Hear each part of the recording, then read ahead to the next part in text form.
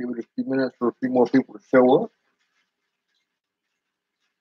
Eat the last of my St. Patrick's Day mint M&Ms. 10 minutes are better, but with all these crazy ass people in the world, I ain't going nowhere near a damn Girl Scout to get these cookies. And I ain't buying them from Walmart. Evil in that ass empire they are. Hey, easy boy. There's old easy boy. Best cat ever.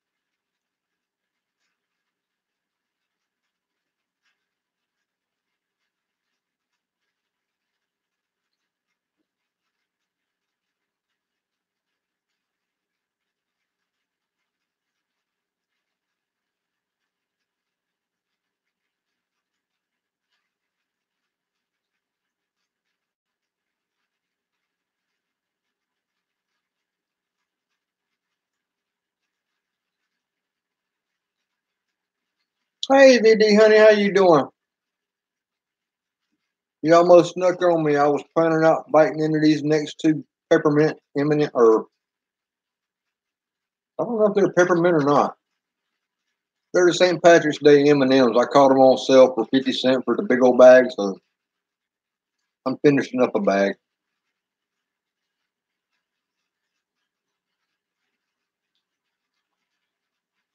And I ain't done a damn thing all day. Again.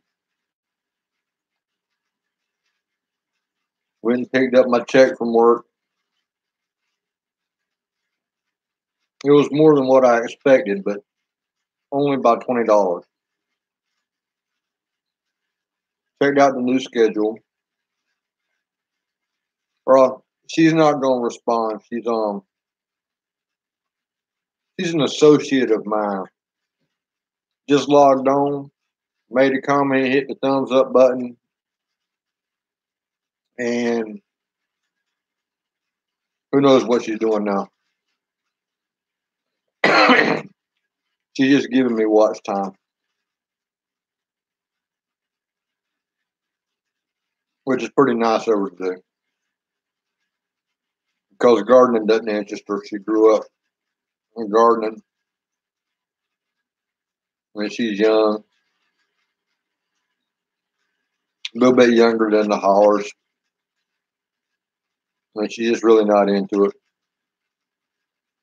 So she's just doing me a favor by logging in and then going to do whatever it is she's doing. Yeah, she's a pretty good girl. I can't complain.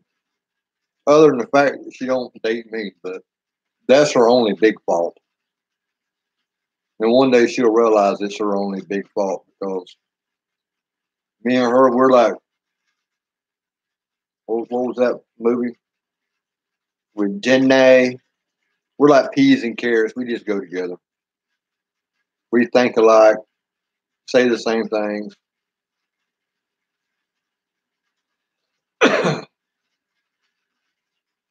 But she likes tattoos a whole lot more than I do. I got one or two, and that's enough. She's got several of them. But she doesn't have sleeves, all colored in and stuff like that. I mean, they're tasteful, but I guess I'm to the point that I'm through coloring. No more artwork or unless I decide to get the one right here cleaned up on my shoulder. There used to be a snake coming out of my back that smiled and had a big Jimmy Carter mouthful of teeth grin with no fangs. Now it just looks like a fucking butterfly. It's faded over the last 25 years. Probably, I need to get it redone, but can't afford it. At least not on the hours that I've been getting. Yeah, I take a picture of the schedule. District manager wants me back in management, but the other assistant I have already figured out does not like this woman that is the general manager now. The other assistant turned down the GM job, and I don't blame her because they want you to work 6 10-hour days for like $500.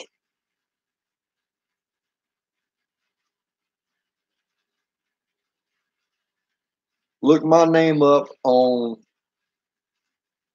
um, Facebook. You'll see me standing next to Jimmy Carter and his wife in church. I've actually met him. Very humble man. And whenever I went and saw him at that church to do Sunday school, at 6 in the morning, there was a line 500 yards long outside the church. Best speaker I've ever heard, or at least in person. And say, "Oh, kitty, stop it. Leave Easy Boy alone. He ain't playing with you." And that Thursday before, this was on a Sunday that I saw him. The Thursday before, 2 days before, he was in Canada with Habitat for Humanity, had a heat stroke, was in the hospital for a day and a half. He gets out, comes back to Georgia, and he's 80 something years old, 87, I think. That Sunday morning, he's right there at church teaching Sunday school. Old timers like that, you don't find no more. My dad's the same way. My dad's 86 this year. He won't stop. He just keeps going.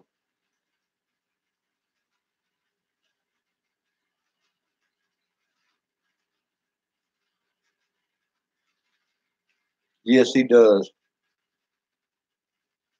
And all the folks that didn't get a chance to sit inside the church sanctuary,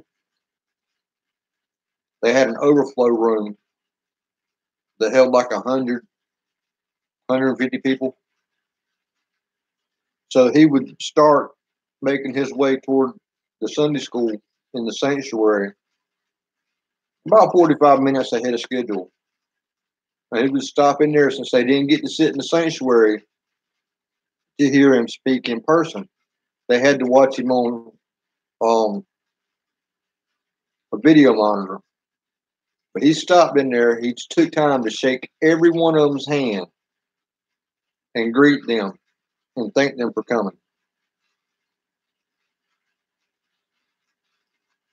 Jimmy Carter was the only Democrat in my lifetime that was worth a shit.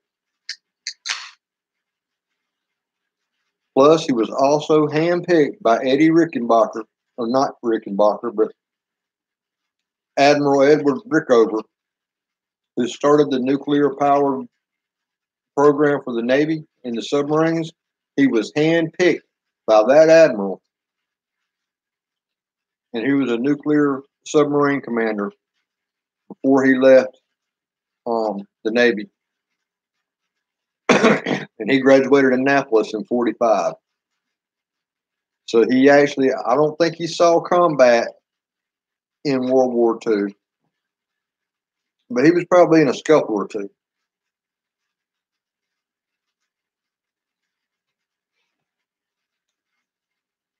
Hello from Long Island.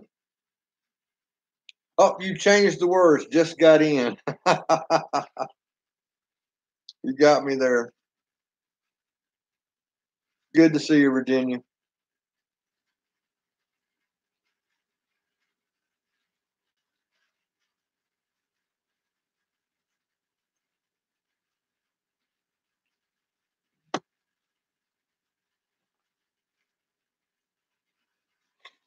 But yeah, literally today they have had picking up my paycheck and seeing me only with 2 days again next week. Only Friday and Saturday. And I've already told them I don't work past 10 because I have things on the computer to do for class, which this week I've got to withdraw from, and hopefully I'll be able to do it under hardship conditions because I'll show them a couple pay stubs and I'll show them my bills and say, hey, how do you think I can afford $40 a week to come over here 3 days, 3 times in a week to take these classes and pay my power bill, my internet bill to keep up with school at home and do homework, feed myself, and pay insurance on my car and have electricity to heat my house and cook my food, let alone buy food because I don't get government benefits of any kind. And if they don't want to give me the hardship withdrawal, then I'm going to tell them, well, I'm going to the Board of Regents.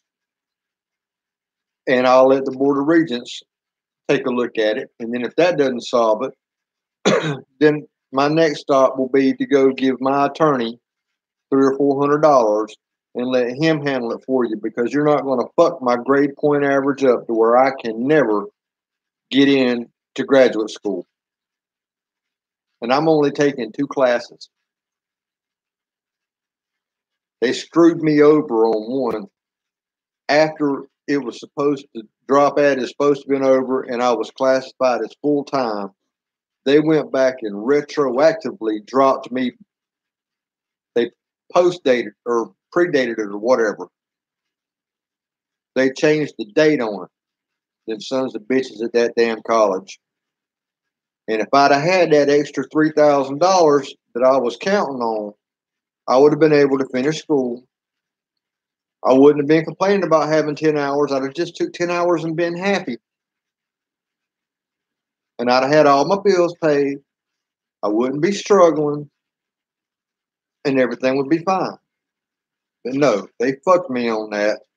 And I'm fixing to let them know that to make a little extra money on the side, not only am I going to keep working this job, but I'm fixing to start a little freelance newspaper column.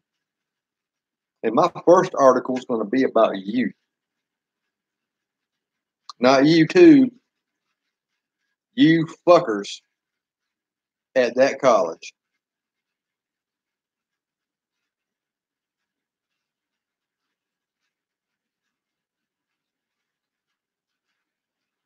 I'm not 55. So anything that I get for school is under a student loan because I already have an associate's and a 4-year degree. I just want my master's.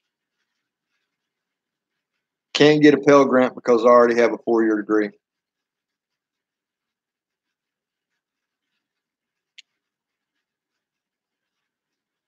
Oh, I'm not going to go back there no how. They keep trying to force classes down my throat that I don't want and don't really apply to my goals in life. Because I've already explained to my advisor, hey, I'm just here to get my GPA up, and I majored in biology because it's the only classes I haven't taken that are interesting and I can make A's in. I could go take criminal justice, but it doesn't interest me. I could go take more English classes. I've already read those books once. I don't want to read them again. I just want to learn a little something different and move on back to where I was planning on going to get my master's degree once I got my GPA a little bit higher. But they don't want to work with me. They know my face when I walk in the financial aid office. And they've already got the answer no on their lips whenever I look at them because they know I've got a question that they can't answer. Or either it's a question that's going to have to make them go dig through paperwork and actually do something instead of having the little college kids doing their part-time work study program as part of their financial aid, which I don't qualify for because I get a loan. So I don't qualify for federal work study program. they can't give me a part-time job on campus, but they can give it to them. Needless to say, ain't many of them white neither. And needless to say, you usually don't see them there after the first or second semester. They're usually gone. They quit school in droves. But yeah, they put those kids up front, and then you ask them a question, and they got to pick up the phone, call the offices in the back. One of them's got to either come up and talk to you directly, or she's got to look up the information because she doesn't know it right offhand anyway. So she's got to look it up. Like they told me, I didn't have enough money for summer semester because there's one more class I'd like to take. It's the last class there that's of use to me. But I don't have enough money on my loans to take that class. And I'm like, well, gee, that's funny. Tuition here is a little bit less than $1,900 a semester. And you guys took $3,000 off of my refund this semester. So how can I not have enough money on my student loans to cover that? There should be $1,000 left over. Oh, well, we don't do student loans through the summer semester. Bullshit. You did it last summer. I should know because that's how I paid for it last summer. Yeah. Nothing but run around, nothing but bullshit. When I went there after high school in the early 90s, these people would bend over backwards to help you. Probably 25% of our student body was made up of people from Asia and Europe. Now, you don't see anybody from another country there. They've run them all off. Made it too difficult to deal with. They would rather, instead of going there and getting a decent education for a lower price, they'd rather go ahead and go to UGA and pay 3 times as much money there than they would where I'm going to school for the same degree.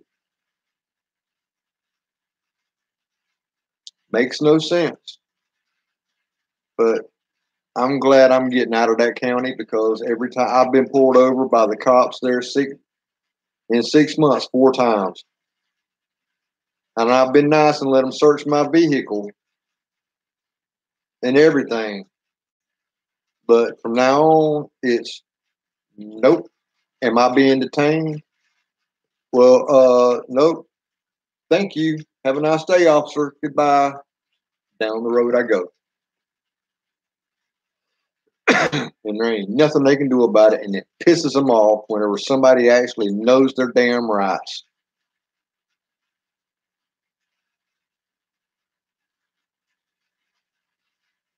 That and crooked cops and crooked judges. The South is full of them, which I'm sure the North has their fair share, but the South is notoriously known for them. And there's a reason because we have quite a few. Especially crooked cops. I've only run across one crooked judge.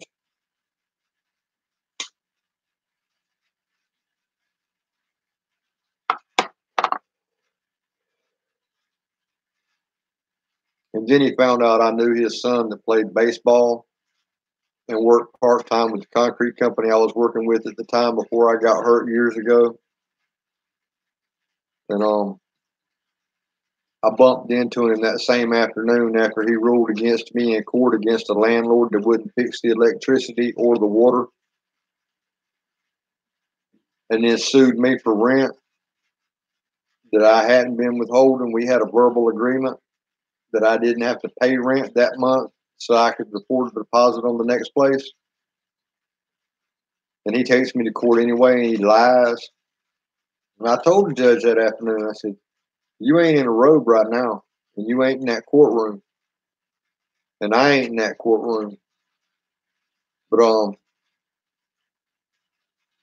you're a son of a bitch for what you did, because you just threw two people out of their home that man had an obligation to upkeep and make sure that we had a safe place to live. And we had a verbal agreement which holds up in court in Georgia. And he even admitted that's what he said, but you ruled against me anyway. So you know what I'm going to do? When your boy gets through with his minor league season, and this is his last year in the minors, if he's not pulled up to the big leagues, he gets let go. I'm going to make sure that he does not get the job back with that concrete company. And he didn't.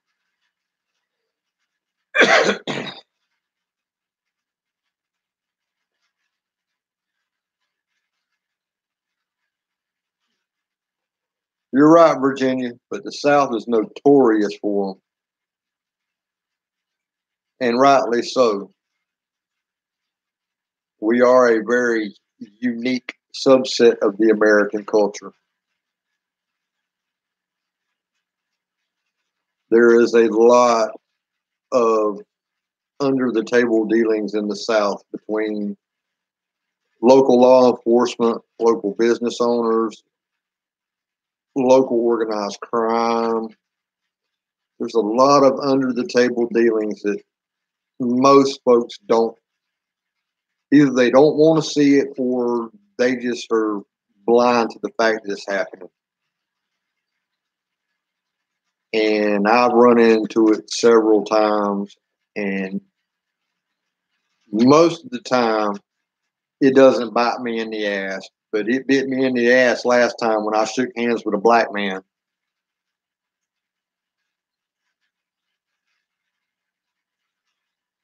Yeah, when I shook hands with a black man, that was the roughest one, because I used to smoke weed all the time, and I hadn't smoked it in a very long time, but I kept my grinder, a souvenir from the old days. And occasionally, whenever I run out of cigarettes, I'll break up the cigarette butts, and I have a pack of rolling papers I usually keep on hand until I can get to town and buy another pack. Well, he finds that and the rolling papers, and my lawyer, he charges me with possession. There's nothing in the damn grinder except dust, but that's possession technically under the law. So I spend $300 on my lawyer. My lawyer gets it reduced down to paraphernalia.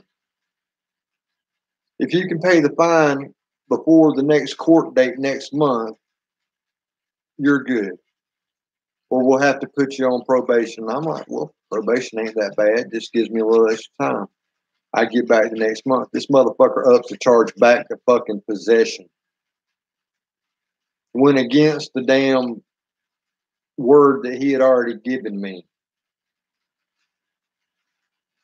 So that's another reason why I'm not going back to school there next year. I'll never spend another dime in that damn county as long as that man takes a breath. I don't care if he's retired or not. As long as that man's alive, I'll never spend another dime in that county. They will not get any of my tax money.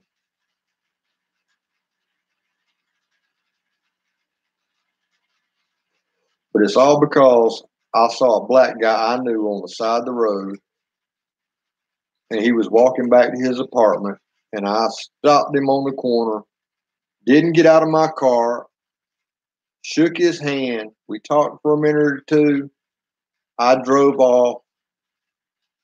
Cop sees me, follows me, pulls me over, and then sees my weapon, my concealed carry permit up under my driver's license. And he just knew he had himself a felony arrest. Well, you got a concealed carry permit. Where's your gun? I said, I only carry my gun whenever I go to places that I'm not familiar with, like Jacksonville, Atlanta, Macon, Savannah, big towns where I don't know exactly where I'm going to be. or what neighborhood this place is located in, that's whenever I carry it. He went through my car and tore it all to hell looking for a firearm because he just wanted that felony arrest.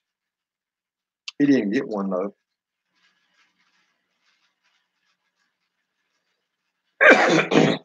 And that was back in,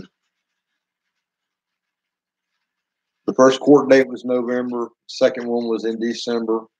I've been on probation since, and I've only been able to pay him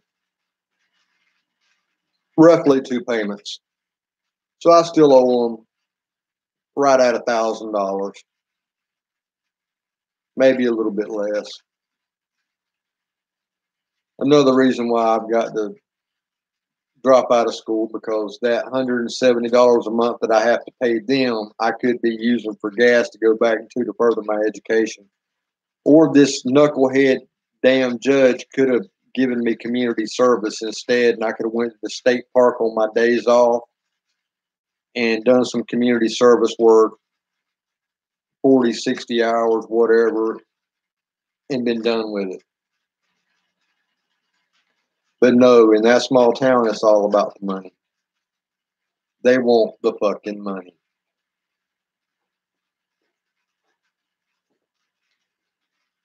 And then they want to talk about immigrants, how bad they are. Personally, I don't think they need to be over here unless you give them an ID number and let them all go to work. That way they pay federal income taxes. Other than that, I ain't got no damn problem with them being here. Some of the hardest workers you got.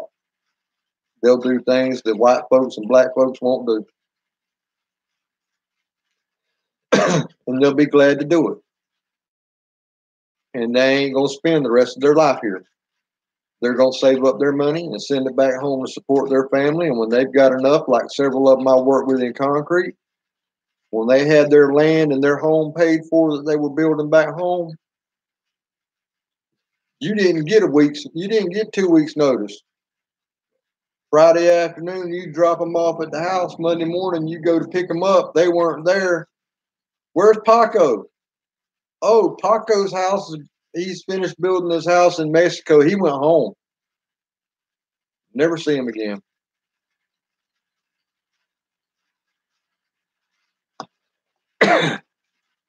So I don't know what the big deal is about them being over here, because 90% of them don't want to stay here. They would just want to make money and go home.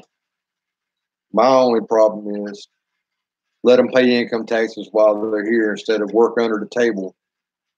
Because the company I work for had one legal Mexican that my cousin owned the company, and he took all the pay for the other 30 Mexicans that we had, and he ran it through that one Mexican's bank account.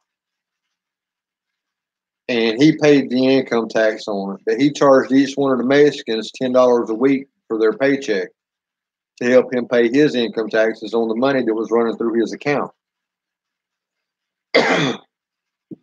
And by all rights, I have personal reasons and grievances enough that I could turn him in, but since it's family, I don't.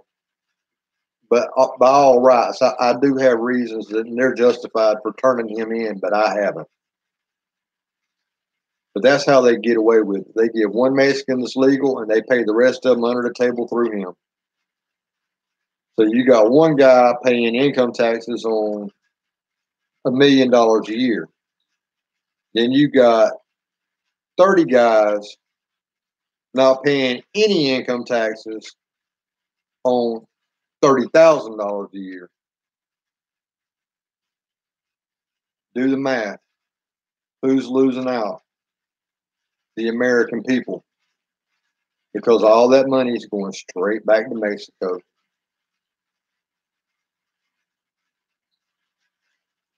That's my only problem with it. Build a big ass wall and put a whole bunch of doors in it. Let them through, give them a number, send them on to the unemployment office, because hell, they got more people at the unemployment office closest to me that speak Spanish than they do English. And if you walk in there, all you see are damn Mexicans. They don't care about helping us. But they'll get them Mexicans a job quick, fast, and in a damn hurry. But I ain't never had nothing come out of an unemployment office unless it was an unemployment check because I got laid off or I was injured on the job and I was entitled to unemployment benefits because I was injured and I was going to be out of work for a certain amount of time. Other than that, I've never gotten a job through there. Nothing. Never any help. Always, well, you need to update your resume, and then you take it to them. I don't like the way this looks. You need to change this. And I look at them and I say, you know what? This is the latest style in how to write a resume. Because at the time I had just graduated from college. And I said, this is called MLA format, Modern Language Arts. This is what everybody reads now because it is in common English. Of course, that didn't go over too well with them because they weren't even up to date on the latest writing techniques. Yeah, and personally, that doesn't bother me either. You know, I I know enough Spanish that I can get by. I worked with them long enough. I picked up enough that I know whenever they're saying something they don't need to be saying about me, and I might need to pull my pistol out, or I might need to say something in Spanish to let them know that, hey, I know you're talking about me. Maybe you need to just speak English or shut up, Warren, because I understand what you're saying.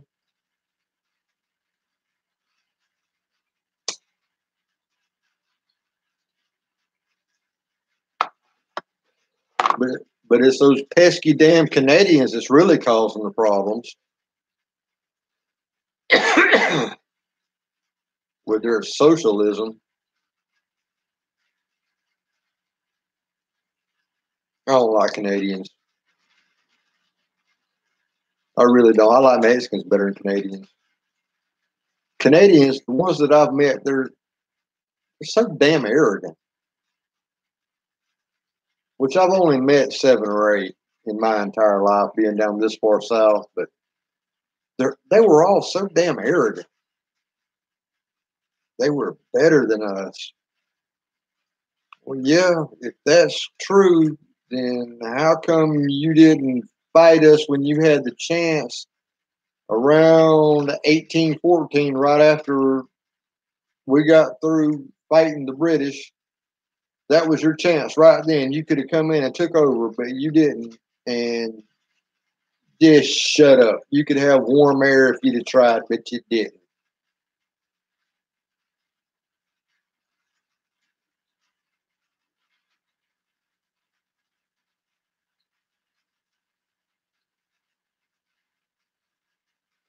Exactly. Either that or I'll just sit there and listen to them. And then I'll make a comment in Spanish about somebody standing beside me. And then they'll look at me and it's like they don't know if I think they're talking about him or me. And the look of confusion on their face is priceless. And I don't even give them I won't even call them F.A. You ain't getting that compliment out of me.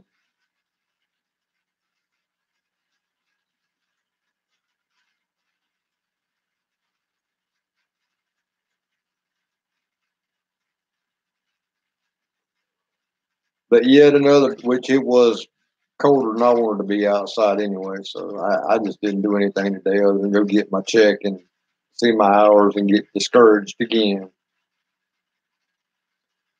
The one week she puts me on a schedule with decent hours is the week that she knew, and I had written it down and talked to her just 3 days before she made the schedule. I'm having oral surgery on this day, and that's the day of the week she started me out on.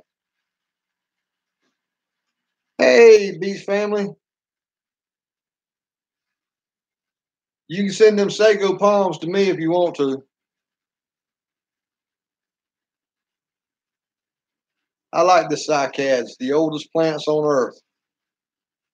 And yes, they are carcinogenic. They will give you cancer. But I do love a sago palm. They're just gorgeous to me. Plus, planted in the right place, ain't nobody gonna break in your house. Because you're right. Those in yucca plants, they make really good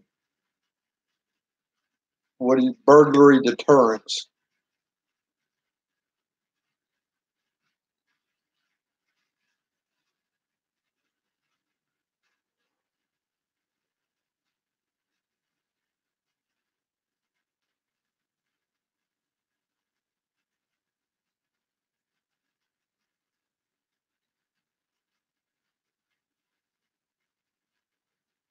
Virginia, are you using um talk to text?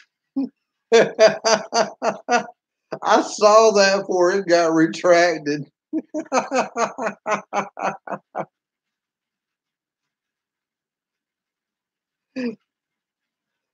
Now that was funny. Did the rest of you guys see that she retracted real quick? Because I think she's using that talk to text thing.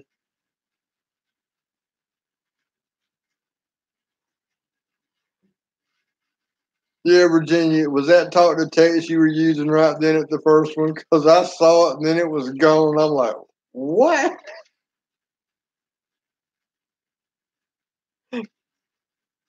That made my day right there. I'm not gonna lie. Yeah, I was just telling him he could send those sago palms to me. All right, Elizabeth, we'll be here for a little while. So, Beach, when you gonna start with the aquaponics? Because I'm interested in that because I've been thinking about doing something a lot similar along those lines. Except I want to do it with crawdads or either prawn.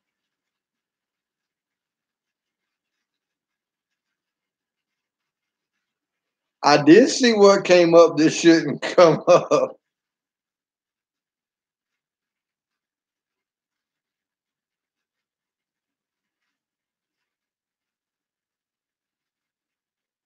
I don't do much editing to my videos because it is what it is. Yeah, see, I thought if I did crawfish, not only would I have some to eat, but I can also sell them to the local bait shops because used to you would see people out dragging the ditches with a special made net to catch crawdads to go fish with, but nowadays people are lazy and they don't want to do that. But with a couple of those totes, I could have a couple thousand crawdads a month coming out to sell, and then I could keep one tank full of breeders that every once in a while I just take half the breeders out and eat them myself because I love crawdads. I ain't gonna suck the head. I ain't that Gulf Coast, but I'll eat the tails. I just ain't sucking the head.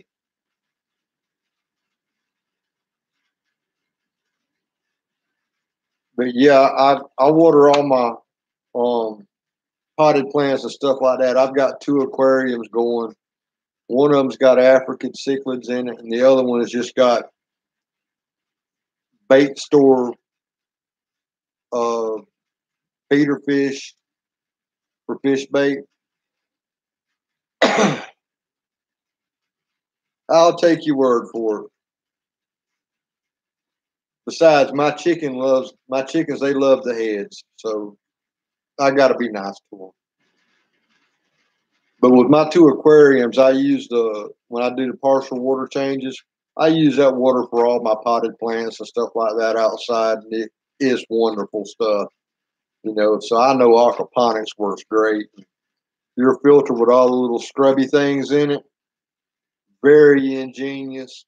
I've used something like that before in my aquariums, and works great because I very seldom put activated carbon in my filters. I use all natural bacterial filters. I don't do the activated charcoal or anything like that in mine. As long as you've got a beneficial bacteria load high enough to take care of the nitrites to nitrates, you're good to go. Other than that, it's just getting something to eat, the detritus off the bottom, and that's where your catfish and your crawdads come in. They clean up the bottom while the fish clean up the top. And I don't scrape algae off the sides except for the one side that I look through to see my fish. The rest of it, I leave the algae growing on it because, hey, it just cleans the water. I've told people before I'll drink water out of my aquarium before I would city water because my aquarium water is a whole lot healthier than city water. Which, as a matter of fact, I've got some pothos over in one of my aquarium now. They live in the aquarium, and as they grow, I just give them a little support on the wall, and they grow toward the window where the light comes in, and I just let them keep growing. No pot and soil at all, just straight in the water. They've got enough air roots coming up above, and they've got water roots in the water, so no possibility of drowning.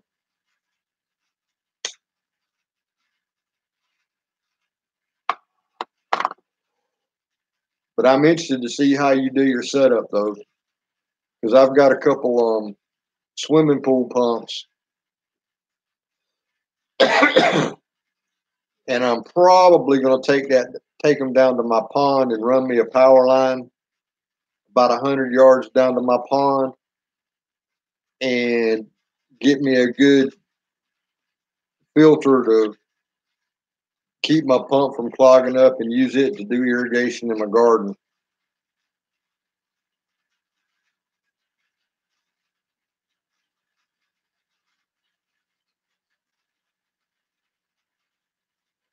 I'll try and remember to look that up later.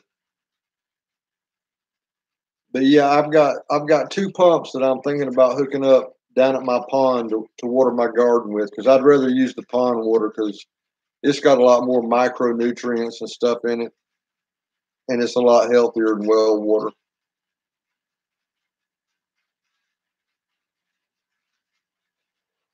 That, and I'm not fixing to drag it up here with a bucket. But it would be well worth the money I put into the wire and the pipe to get that water up here to my garden. It would be well worth it because of the nutrients in that water. The pond's been there for 80 years. It's got a good, healthy population of bass eating up everything else because the lady who owns the other side of the pond decided to put bass in a 1 acre pond, well, a half-acre pond. And used to, you could catch dinner plate size bluegill out of there. Now you're lucky if you get one the size of your hand. The bass have decimated that pond. But oh, her grandsons love to catch the bass. Yeah, and in another 10 years, you're going to be paying to restock it because I'm not going to because I wasn't stupid enough to put the bass in there to begin with. You shouldn't. And I even told her that pond's not big enough for bass. There used to be warmouth in there. And Beach, you're from the south. You probably know exactly what kind of fish I'm talking about. It's a largemouth bass, first cousin, basically. And that was the major predator fish we had in the pond. We used to catch them all the time. Ain't caught one out of there in 15 years. And she put bass in there about 17 years ago. So ever since the bass have been there ain't been no warmouth. Exactly, because I don't eat bluegill and I don't eat red breast. I like warmouth. I like perch.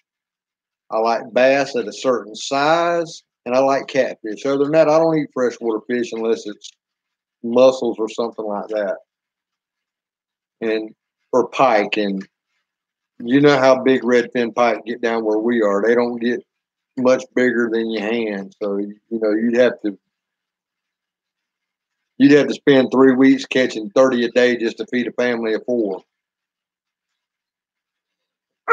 But I've never had northern pike. All right.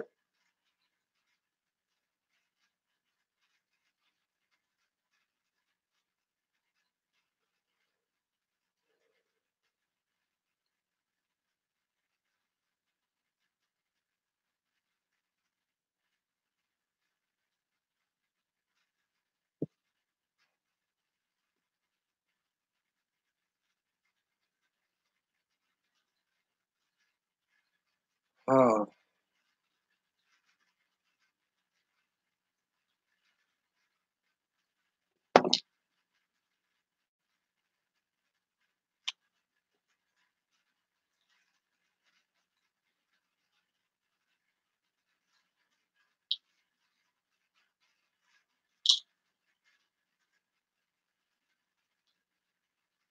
but if it doesn't rain tomorrow, I will get out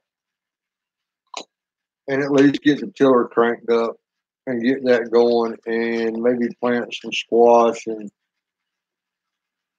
get my cucumbers up. I don't have a whole lot of money, but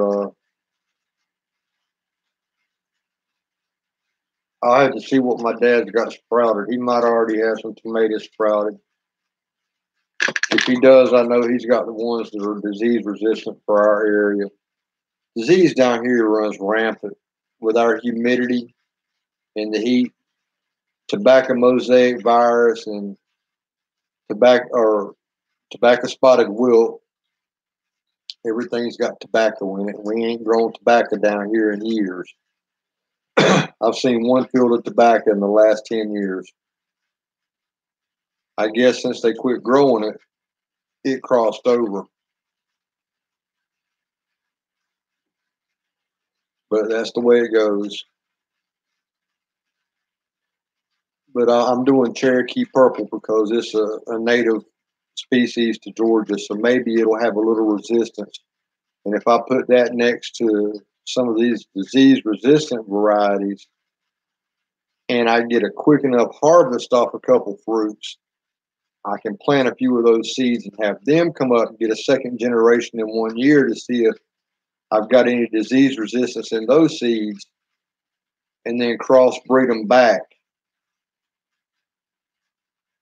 And then next year, and after about 5 years, I should have an heirloom variety that's disease resistant. Or I shouldn't say heirloom, I should say open pollinated. It won't be an heirloom unless it's at least 50 years old. But after about 5 years, if I'm successful, I should have a disease resistant open pollinated variety of tomato. And then maybe I'll get rich. I doubt it. Because I'm sure I'm not the only one that's doing the same thing. Easy boy. You are not the biggest cat in the world,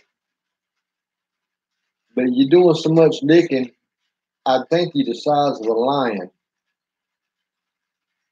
He licks like he's 15 foot long. I ain't lying. That cat licks all day long.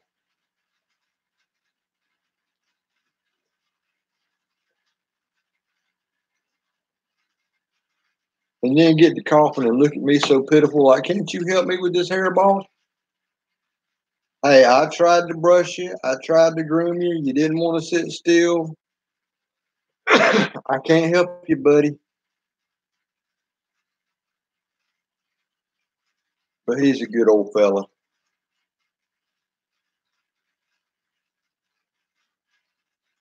Now, don't take that as an invitation to come sit in my lap. You're fine right there. All right. Come on. Hey. Not with the claws now. You'll tear my shirt up. Come on, get over here in my lap if you want to.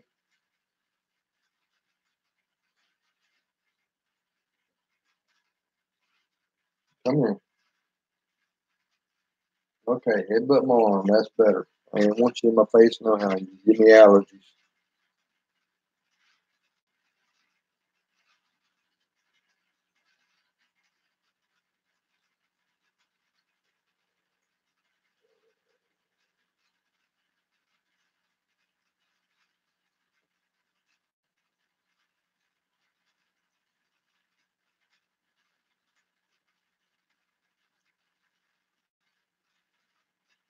Where did everybody go? It got so quiet.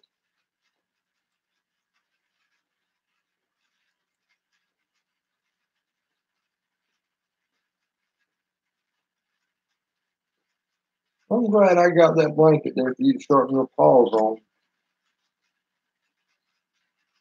And I'm glad it's one that the X left here and I don't care about it. So help yourself. Oh, somebody's back. Oh, Virginia. Yeah, this one loves being clean. He loves to clean me. Although he's not as bad as the other one. He just gives me a friendly lick at bedtime when he crawls up in the bed next to me because he's the only one allowed in bed with me. But the other one, he ain't figured out this is Easy Boy's spot. Cell Kitty is not allowed to sit here. He's not allowed to sit in my lap, and he's not allowed in the bed. And he's figured out don't get in the bed, but he ain't figured out don't sit here and don't get in my lap. Every once in a while, I'll give him a treat and let him sit up here on the arm where Easy Boy is now, and he'll try to pretend like he just slid over and fell down in between me and the chair, and then ease his way over into my lap. And it's like, nope, pick him up, drop him on the floor. Then he'll do it again.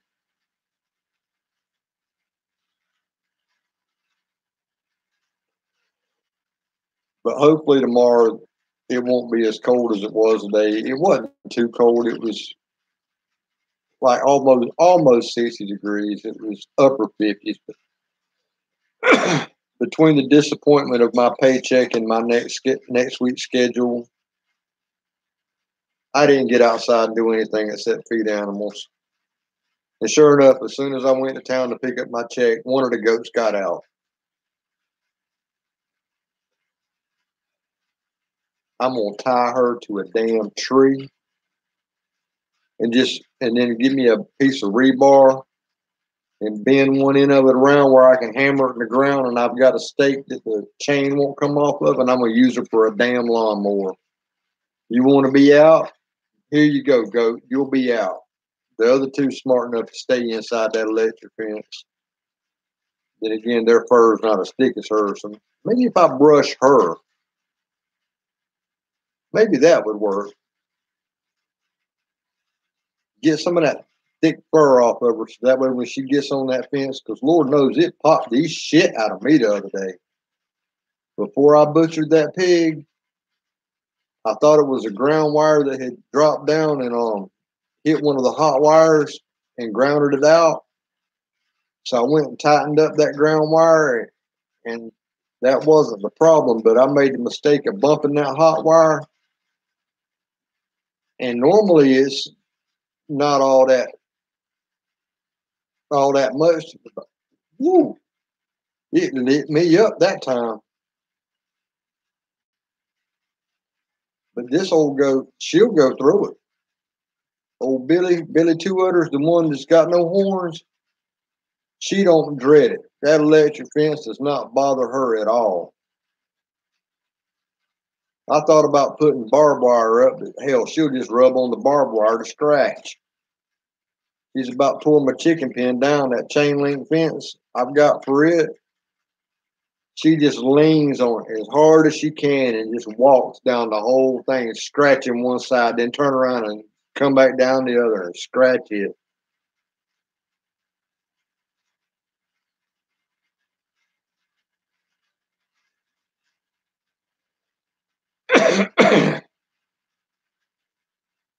I hadn't thought about cutting her hair,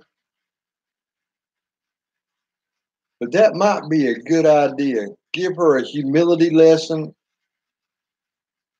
and get it to where it'll pop the crap out of her.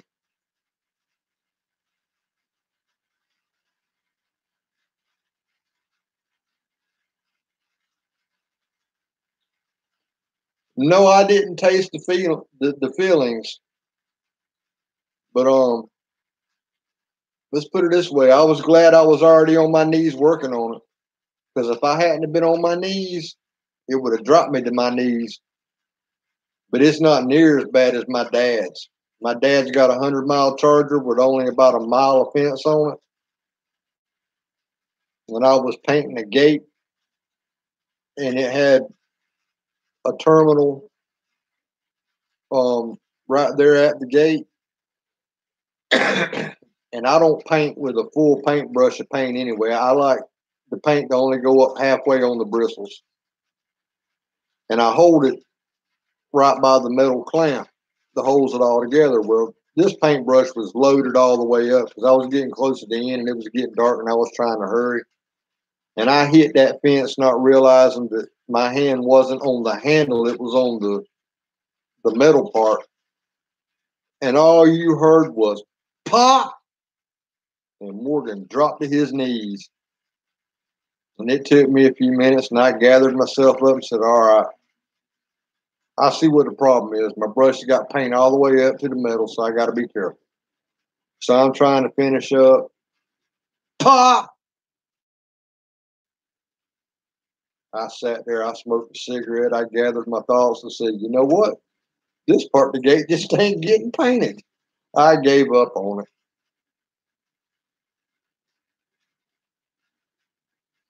Oh, yeah, a 100-mile Charger with only about a mile of fence on it.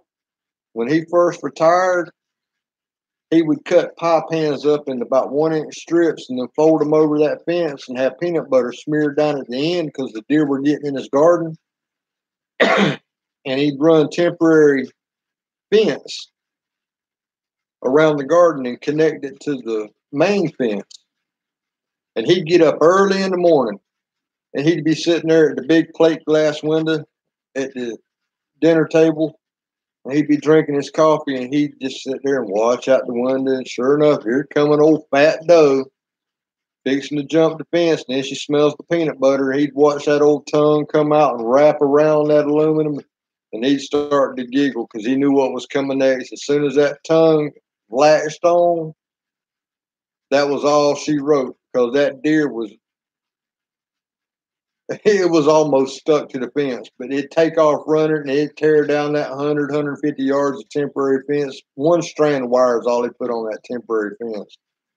But she'd tear it down, did that for about a week, 2 weeks, something like that, straight.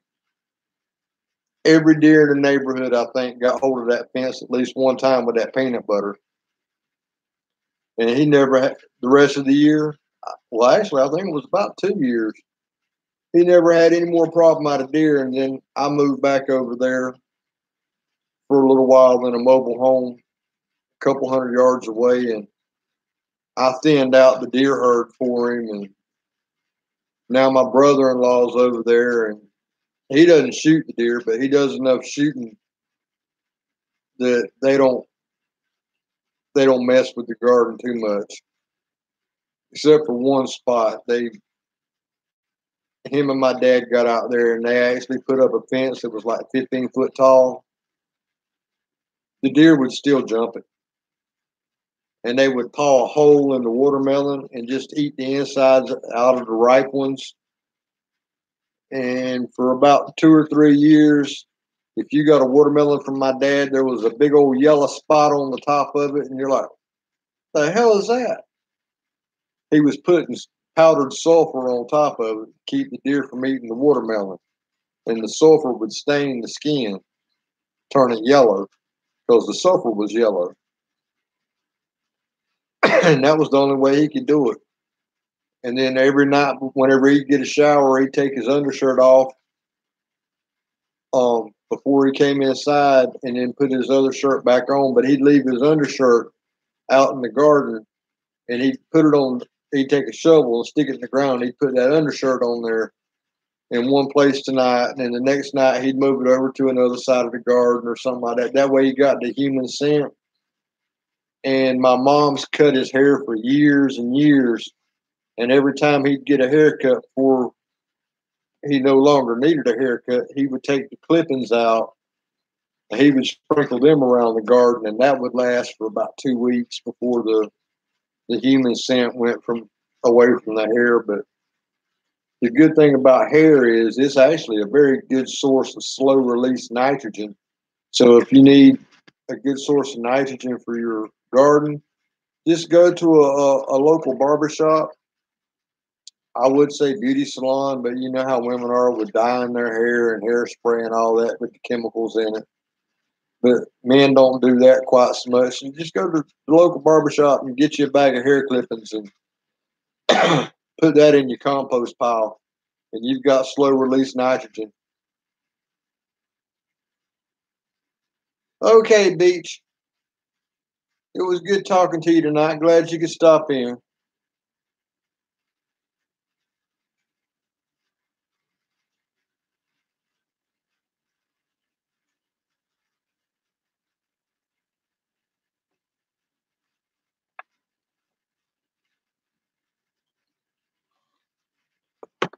I've got to see how this medical marijuana thing passes in Georgia.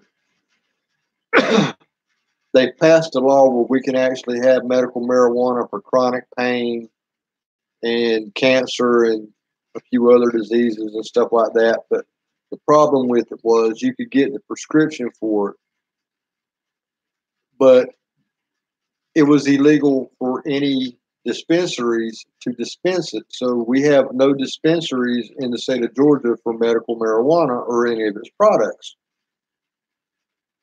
So they're working on changing that this year. And so far, it's overwhelmingly passed.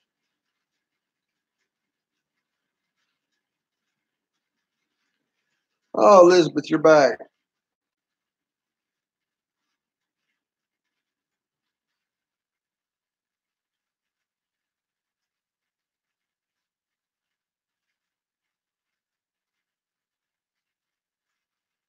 Well, either that wasn't what she wanted to say.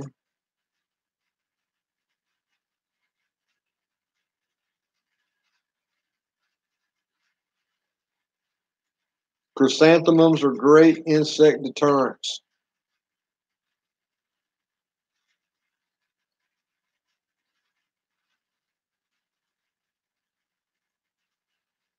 Okay, Virginia.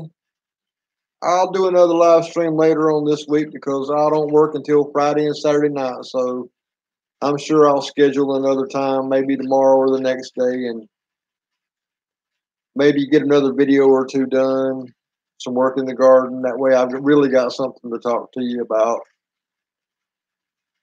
But yeah, Beach family, that chrysanthemums are great to have.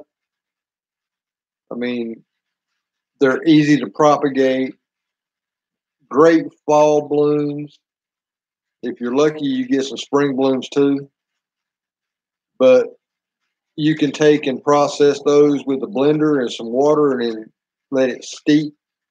And you've got a very mild pyrethrin, and it's a great insect killer.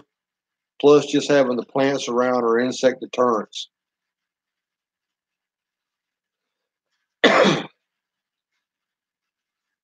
Which is something I need to invest in around here, some chrysanthemums, because I actually do like chrysanthemums, and I need to get some. If anybody's got any and wants to wrap them up in some wet newspaper or put them in a baby diaper that's been moistened up real good and send them to me, I'll be glad to take them. Yeah, Virginia, God bless you too, and you have a good night, and we'll see you later on in the week.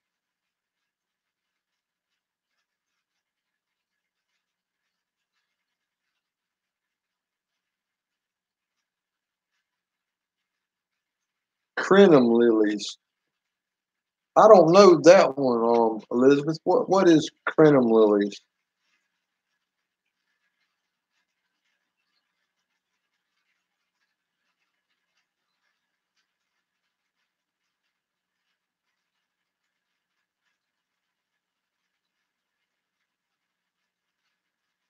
I'm curious about that.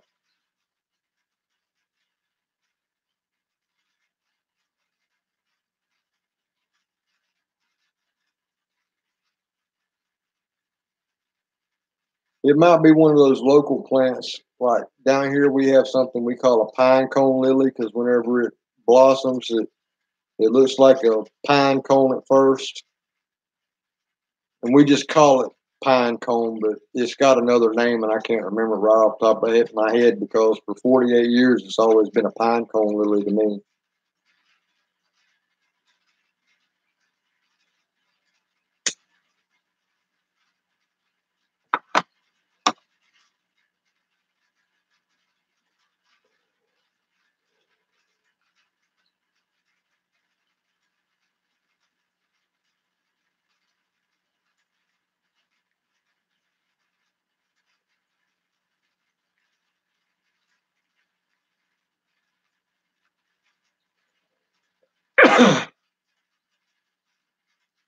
No, my friend Kayla's watching.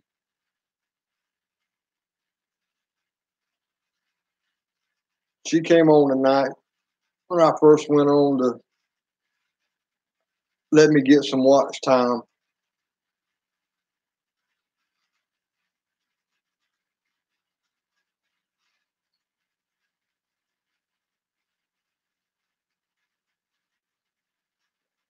I definitely will because I love amaryllis. I just wish they bloomed more than once. But even after they bloom, there's a lady in the next county over that almost her entire front yard, which it was a small yard, it was about the size of what you guys see as my garden area. 1/3 of it was this curved angle with a square back, and it was just nothing but amaryllis. And even after when it was in bloom, oh my God, it was amazing because she had it all different colors. But even after the blooms faded away, just seeing the plants themselves there, it was gorgeous.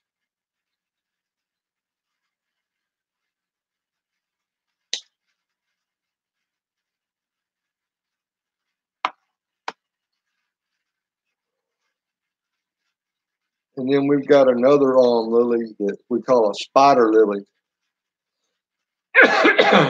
It usually doesn't even put on leaves or anything like that. You don't even know it's there. And then you'll see this green stalk come up, and after a day or two, it'll get about knee high, maybe a little bit higher, and then a flower head will open up, and it'll have 8 little legs on it. Usually they're red, and that's why they call it a spider lily because it just looks like an upside down spider, and they're pretty cool, but they just don't have um any leaves to the plant.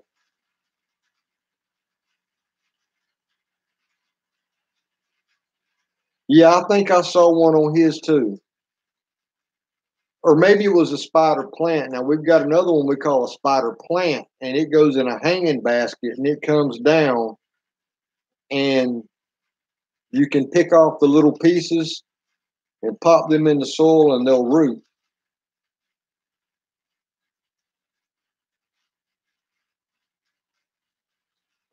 And they put on blooms, but not that much. And I used to have a bunch of those, and I don't know what happened to them. I guess they walked away between neighbors stealing my potted plants and stuff over the last 5 6 years from me moving here and there. Yeah, if it was red, that's probably it. Yeah. I might have missed that one because I don't watch all of his videos, but I watch a pretty good bit of them. He's just a lovable guy.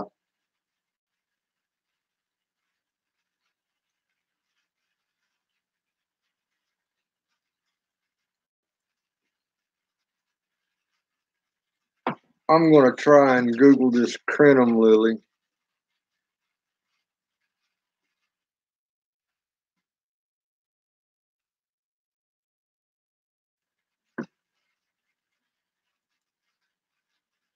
It's gonna take it a minute to load, so I'll just come back over here.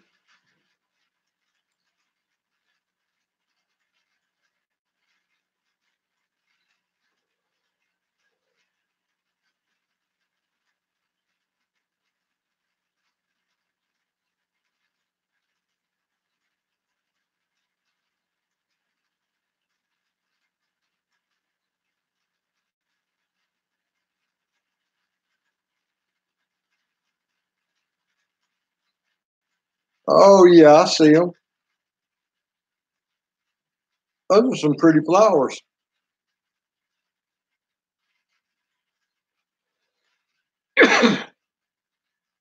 I just Googled it and it came up on the Yahoo search, and they're not too expensive. Anywhere from $5 to like $20, depending on what you're going to get.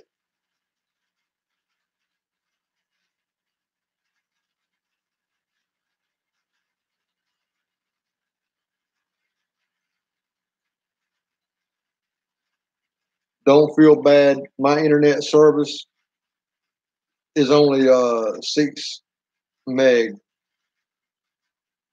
So for me to do a 10-minute video, it takes me an hour to upload at least.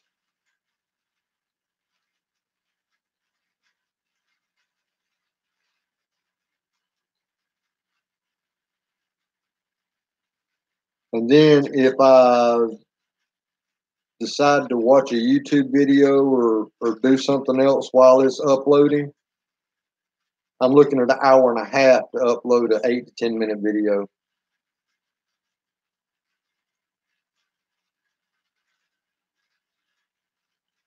Yeah, that's gonna slow you down. I need to find another, which I've got a range extender for my Wi-Fi, but I just haven't felt like reprogramming it to my Wi-Fi here because it was programmed to my sister's when I had to stay with my mom and dad for a little while. My sister had Wi-Fi and she lived like 50 yards away. So I got me a Wi-Fi repeater and I plugged it into the back wall of my mom and dad's house so I could get Wi-Fi wherever I was in the house. And it worked out great. But I just haven't reprogrammed it for my Wi-Fi here. And I can go outside and get Wi-Fi maybe 100 feet from here if I'm lucky. This tin roof really, it really does a number on Wi-Fi signals and cell phone signals.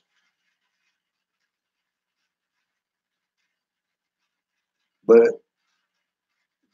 I'm only 3 foot away from my router right now, so I got plenty of Wi-Fi. But still, at only 6 megabytes, and that's my download. Or is my download 10 and my upload 6? I think my upload is 6. But for an 8 to 10 minute video, it takes me at least an hour to upload it. The one that I posted yesterday or the day before, I forget when I posted. I think it was yesterday. Um, that one took almost an hour and a half, and it was almost 18 minutes.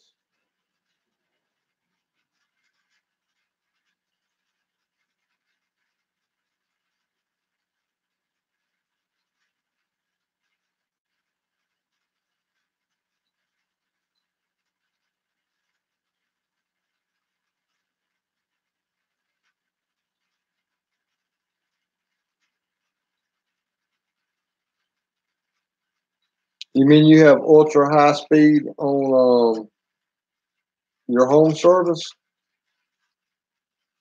If you have ultra high speed on your home service, why don't you just get a wireless router and use it? That way you'll have your own Wi-Fi wherever you are in the house. Mine comes through basically the phone line. The phone company does mine, and if they ever upgrade, I can go up to 25 or either 50. Those are the next two steps. And other than the time it takes me to upload stuff, I have no problem because if I'm watching a movie on Netflix or if I'm watching YouTube, it downloads faster than the movie plays. So I really don't need, I mean, and it's just me and my cell phone both at the same time. So I really don't need anything else. I mean, I'm fine with that. You know, if I had two or three kids and all of them wanted to be on the internet, yeah, I need something with a little bit more bandwidth, you know.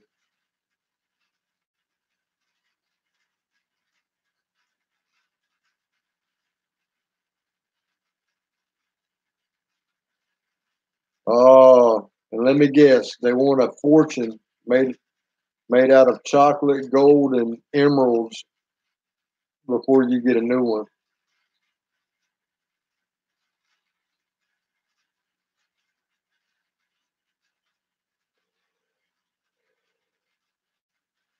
I have never used Ethernet, have no idea at all about it.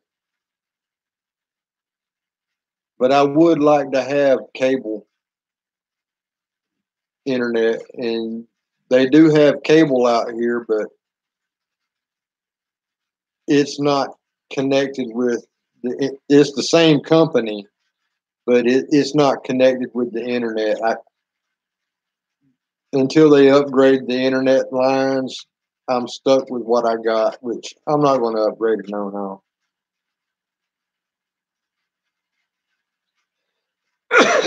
Or at least not until I get to where I'm making money off the internet or something like that. Or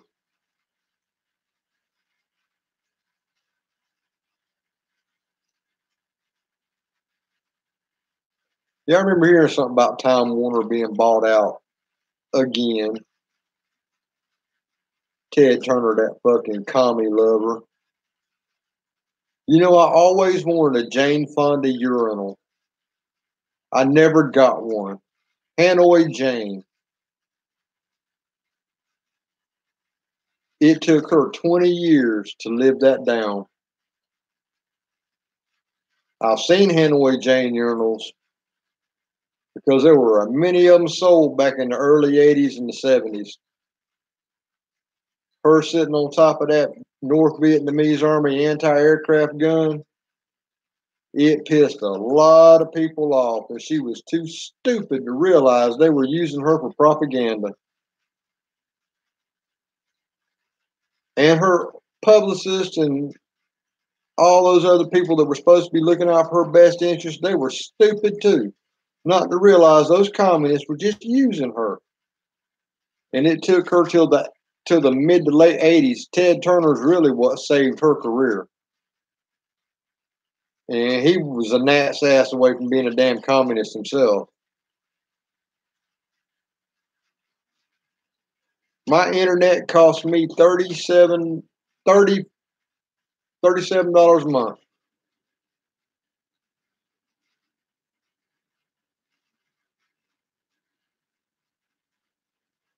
But if it hadn't been for Jane Fonda, Mary, and Ted Turner, she'd still be a has been. But she's opened her mouth up about Trump and how he's guilty of this, that, and the other. And now the Mueller investigation's over, and they said there's no collusion. And she made some remarks the other day, and she had to take them back. And this was on her. You opened your mouth and stuck your foot in it.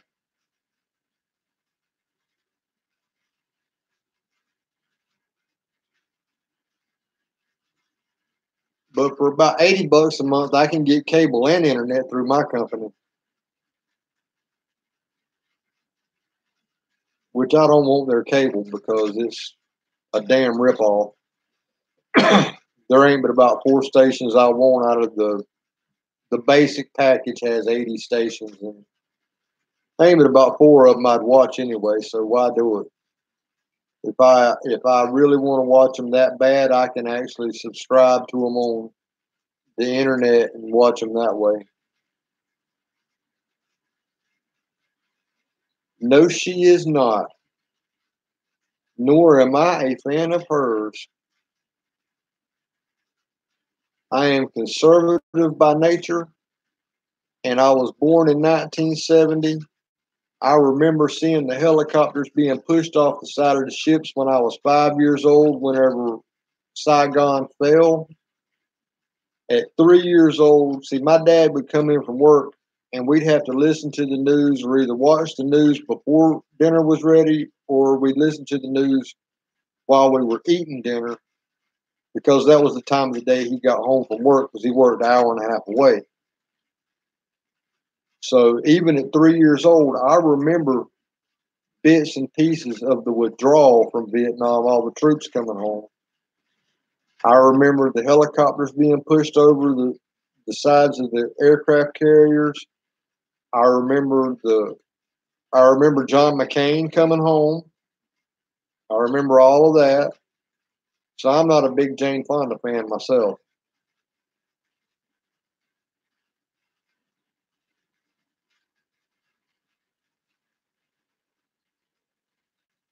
I made an antenna out of 2 Coke cans and a piece of coax cable, and I got PBS from the next town over. And before that, I had some copper wire, and I went on the internet and downloaded a diagram of how to make an antenna, stuck it up about 30 foot in the air, and I had all the local TV stations around. But I haven't had cable in 20 years, and I refuse to go back to it. If I do anything with a TV again, it'll be with an antenna. I grew up on antenna. I got plenty of stations. All of them got more than one station apiece now because they all got, like, we have channel 11, 11.1, 11.2, 11.3, channel 3, 3.1, 3.2, 8, 8.1, 2, 3, 4. So with just 3 channels, I've actually got like 24. So there's always something I can find interesting to watch. If not, I can go to Netflix. I need to invest in Amazon Prime, but I really don't want to deal with Amazon. I'd probably check out Hulu before I went with Amazon.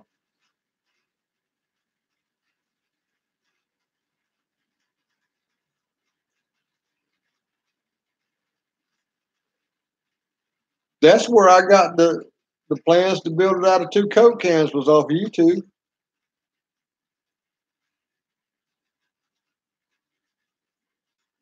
And it blames sure worked too. I could turn it one way and I could get PBS. I could turn it another way, and if the weather was just right, I got the CW and all their channels.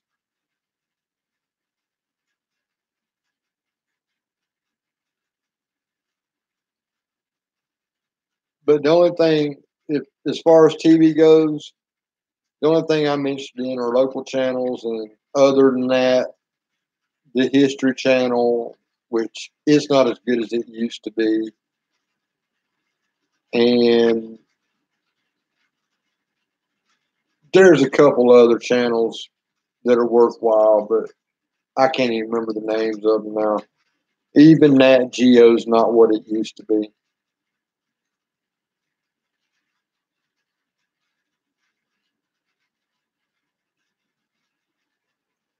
I can tell you exactly what you do.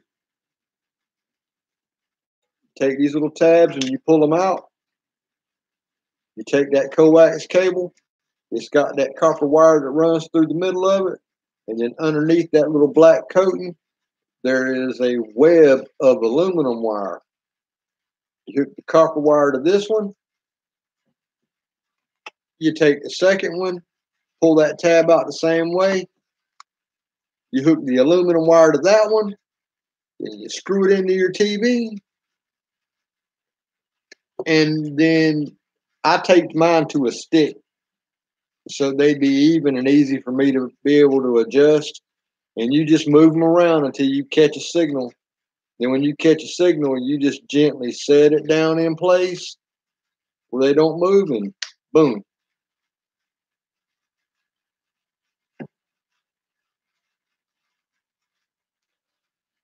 I don't know that last one that you say you missed. I don't know if you pronounce it Chopin or Chopin. My mom was a classical music nut, so it could be Chopin to me. I don't know. But Food Network's okay. Discovery I like, and History I like.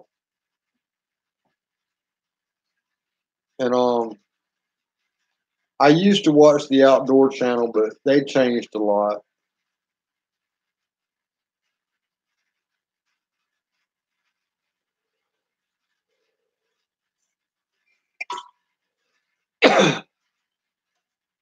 And I used to watch the Home and Garden Network until it became more of the Home Network instead of Garden, because I like to watch gardening shows. That's what got me into YouTube in the first place.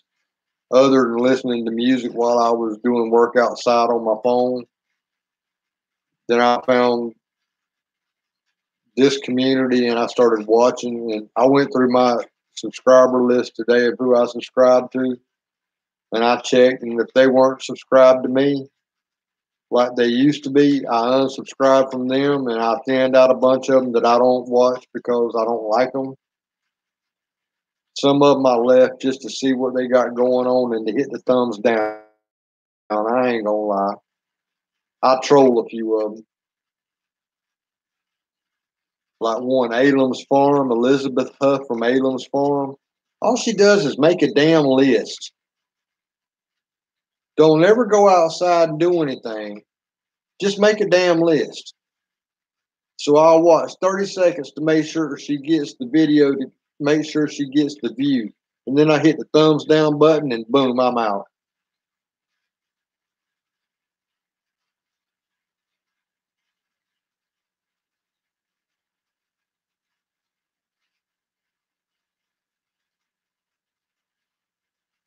I've never watched the Chop channel.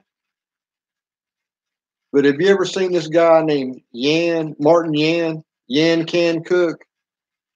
I love watching him. That dude is just funny and cooks some good stuff.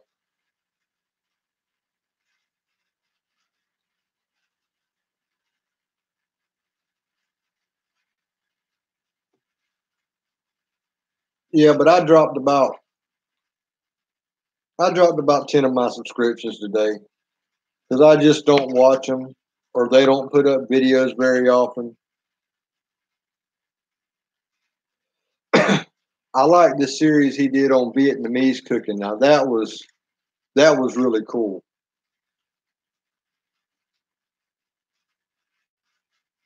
Sale Kitty, do you mind?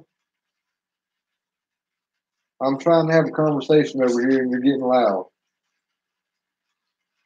Don't sniff your nose at me. Just lay back down and go to sleep, or you'll go outside. It ain't cold.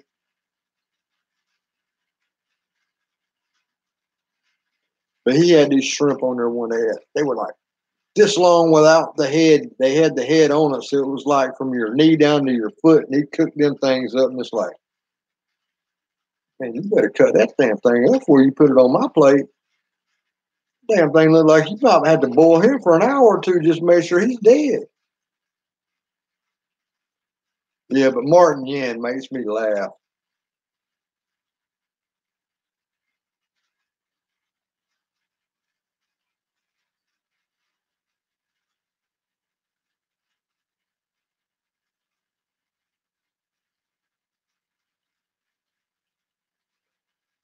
Well, hello, Emmett faculty. Nice of you to join us.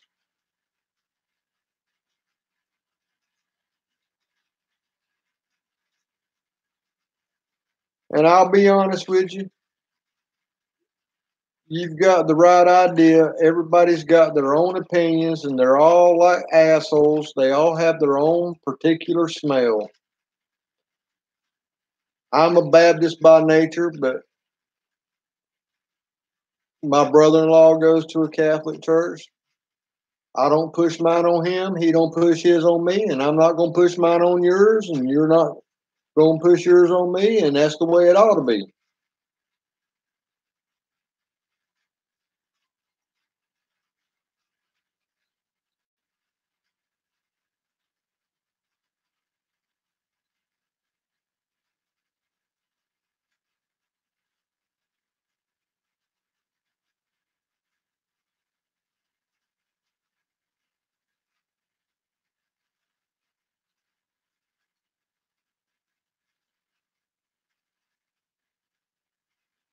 Well, the only problem I got with that statement is never look for anything that's meaningless.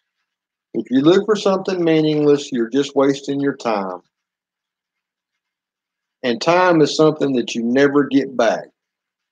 So if you got to look for something, make sure it's your car keys, your remote, something that matters.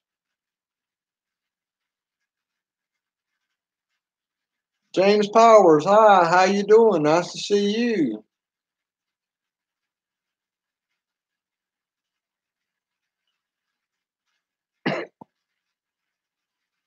Glad you guys could join us tonight.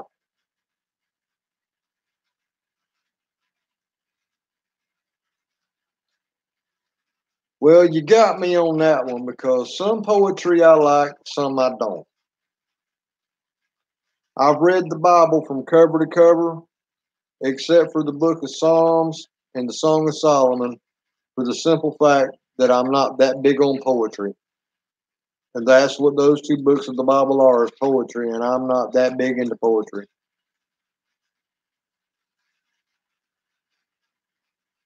Percocet works wonders. I broke my back about 3 years ago, so I've got back my T6 vertebrae. I don't like taking it, but I have to at least once a day, sometimes more if I'm doing strenuous work. Well, Emmett, I hope you check out some of my videos. Don't let the ending dissuade you in any way, shape, or form.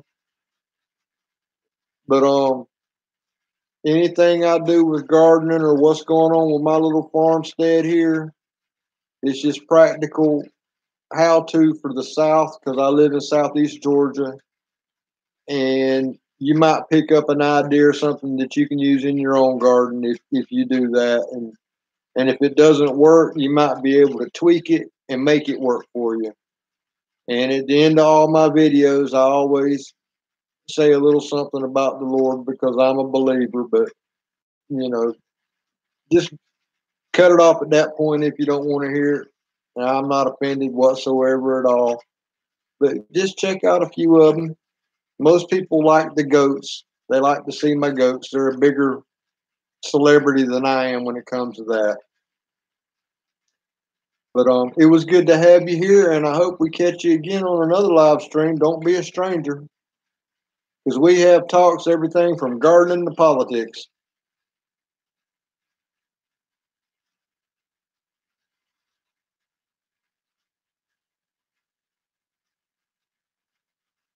But James, if you want to know about herbal remedies for neck pain,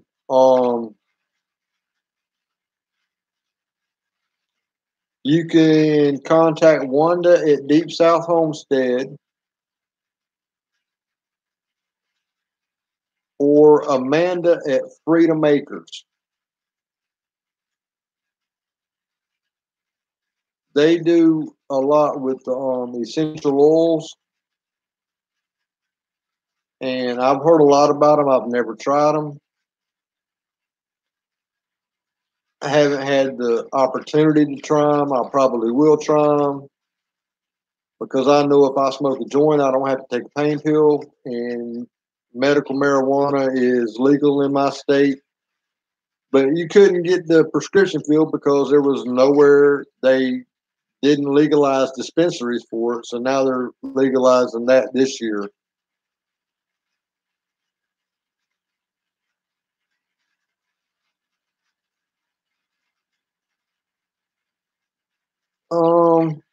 If I remember correctly, I think they said peppermint oil would probably work on that.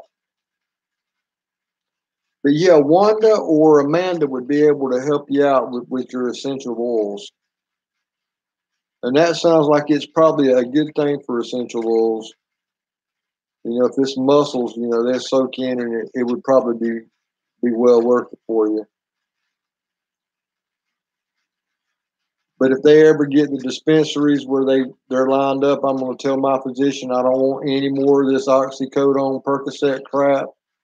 I don't want any more anxiety medicine. Just give me a prescription for the medical marijuana and I'm done. I'll be a happy camper. No more man-made chemical painkillers. It's all natural after that.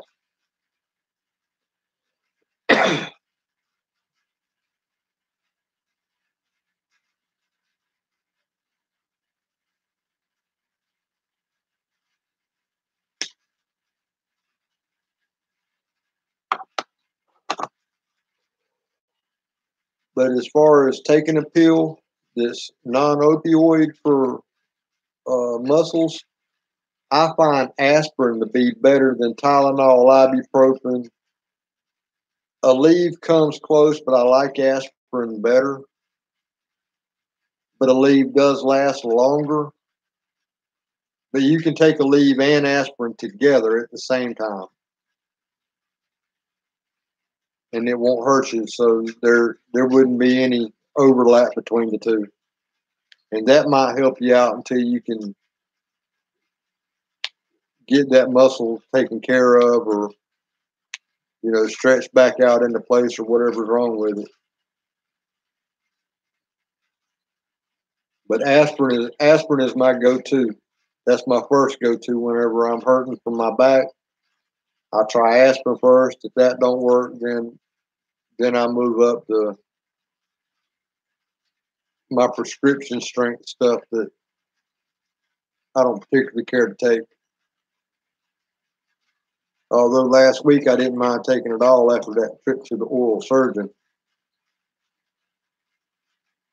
And this week it's find an oral surgeon that does sedation. So one more go around and I'm done.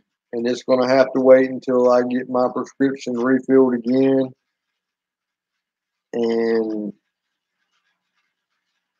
I'm not even going to mention to them that I take anything other than blood pressure medicine.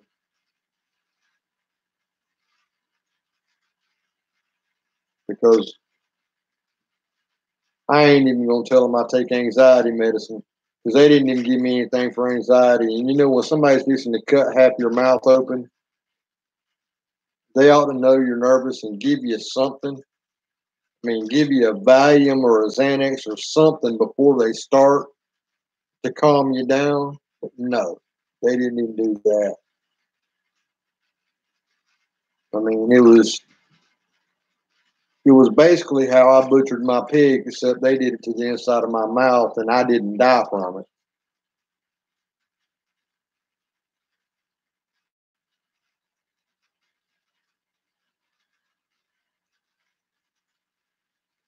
Or if you can get in the tub with a nice strong solution of Epsom salts in the water,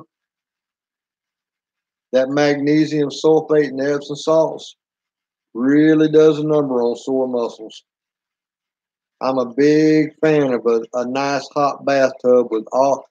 I'll pour as much Epsom salts as will dissolve in it until I don't feel the grit on my butt. I'll keep swirling the water around and adding salt to it. Once I feel grit on the cheek of my butt, then it's time. I've got enough in there.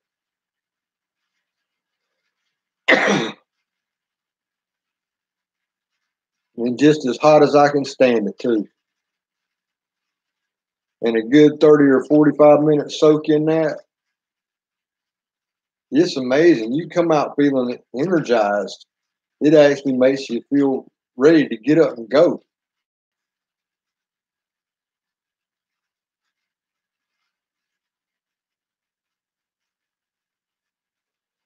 Which reminds me, I've got to get some more Epsom salt to go out in the garden. It wouldn't hurt. I really don't even have to worry about it. Fertilizer, I use synthetic. Well, they call it synthetic fertilizer. It's not synthetic. The only thing in it synthetic is the nitrogen source. That's a byproduct of petroleum distillation. The rest of it, I don't care what people say. They can say it's synthetic if they want to, but those are mined minerals. They come straight from the ground, and then they're mixed with the nitrogen source. And you can buy fertilizer in the bag that is zero, whatever number, whatever number. So you can get whatever nitrogen source you want if you're organic. And the other two, they're organic. I don't care what nobody says. They're mined minerals. Just like salt is mined, they're mined. I That's one thing I hate about YouTube. All these people are so damn picky about organic this, organic that. And yeah, I agree. There are some chemicals that I don't want in my garden. I use pesticides, but I don't use them on my vegetables after they start to fruit. I go organic then. And those chemicals for organic pesticides are highly expensive. So that's why I wait until they set fruit before I use them. So I don't have to use as much. But the plant doesn't care where the food comes from. As long as it's in the ground, it will get it.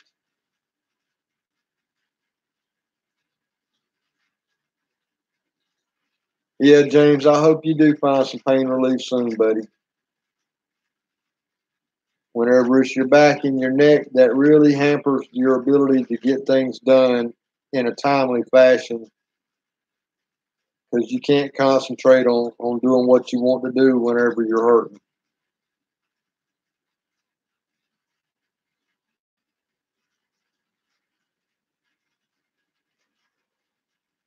But those guys that are so strictly organic, they want non GMO food for their animals, la di da.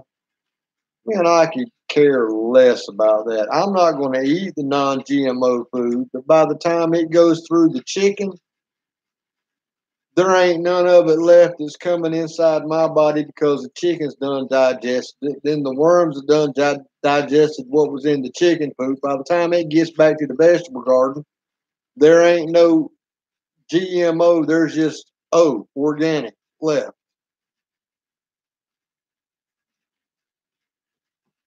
Hey, Common Mommy, how are you?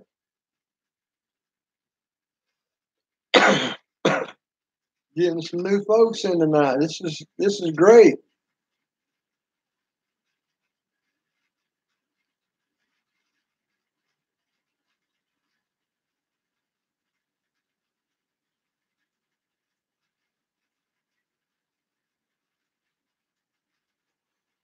Glad you guys stopped by, even if it's only for a few minutes. It's nice to have new faces. That's the good thing about YouTube. You can always meet somebody, and they don't have to live next door to you, and you can have a good conversation and possibly learn something. If nothing else, you've met somebody that's interesting,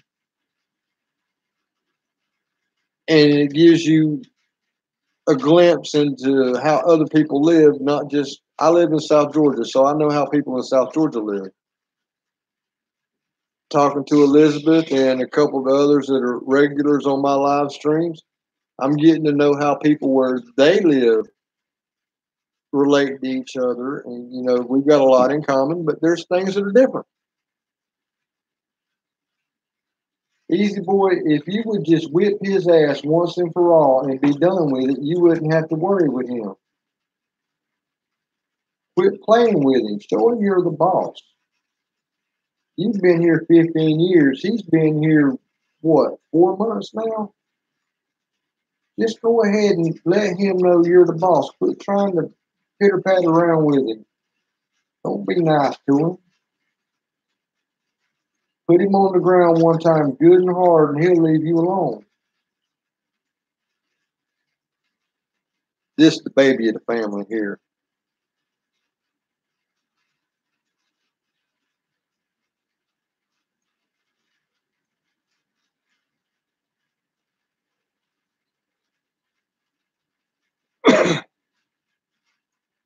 After 15 years, I've kind of grown attached to the old boy.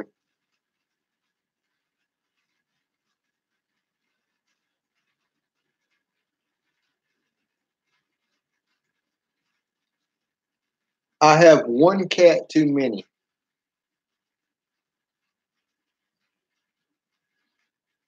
but I just kind of felt sorry for the other one. It was the last one of the litter the fella had, and I told him I'd take him off his hands because at the time I could afford to get him fixed, but he wasn't old enough. Now I got to get him fixed sometime soon, or else he's going to be very lonely outside because he won't be allowed inside if he ever sprays in my house and marks his territory.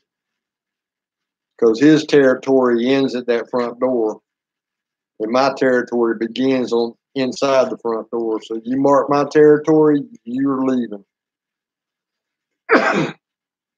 Better ask the chickens if you can go roost with them and stay warm on a cold night, because if you ain't coming inside, you're going to mark something.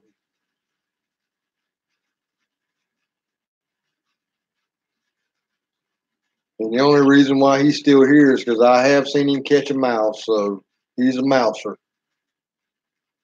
If it hadn't been for that, I would have probably put him in the car and we'd have took a drive to a nice rich neighborhood that had kids playing in the yard, and he would have got dropped off a couple houses away from the kids, and then when he heard them, he would have went running up to them, and he'd have had a new home in a rich neighborhood.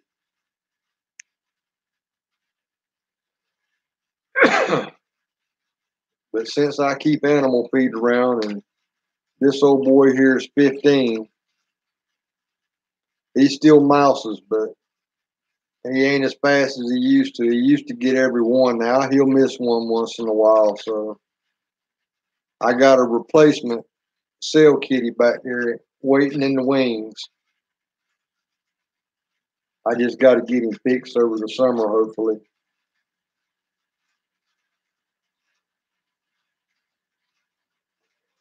If not, he's gonna start tomcatting around for 4 or 5 days at a time, and then you never see him, and that ain't gonna do me no good. If I got mice here and he's off chasing women down the road, that ain't gonna do me no good.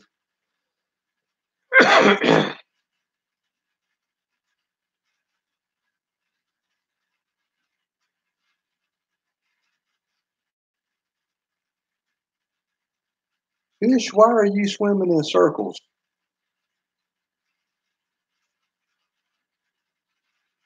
And I wish you'd quit eating up all the food. The other one needs to grow too.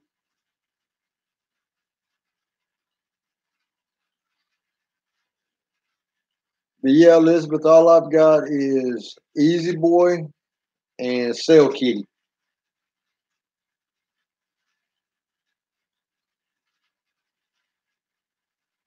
And the church down the road's got a female cat, so I'm pretty sure Cell Kitty,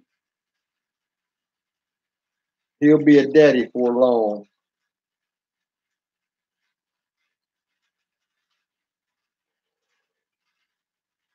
Because she's pregnant now, and I'm not sure if he's old enough to have bred her.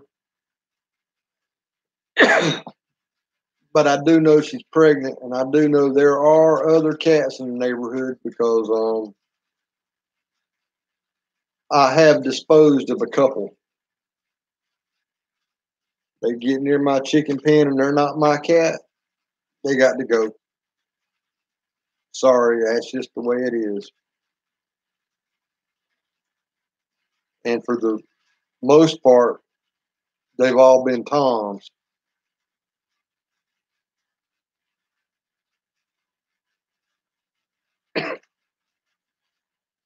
And it's really strange to have so many feral cats in my neighborhood, and there's not that many people out here.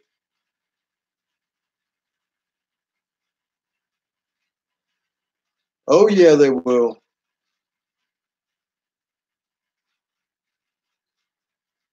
Cats and dogs can smell a female in heat up to 8 to 10 miles away,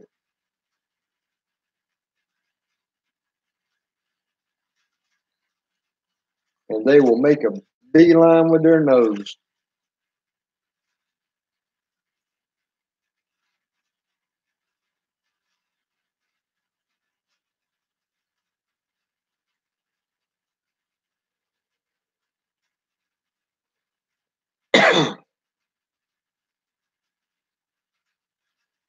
Let's see who it says we got participating in chat. It just says me, but I'm showing three. And I know there's me, you, and I guess all the newcomers left.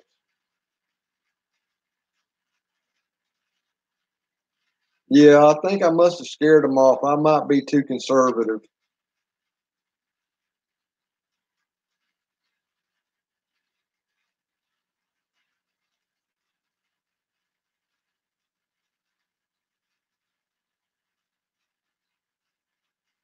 I'm not too worried about it though. Oh, James is still here.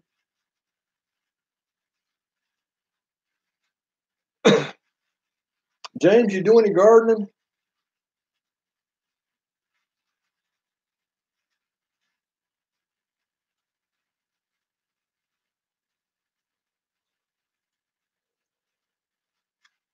And where are you from?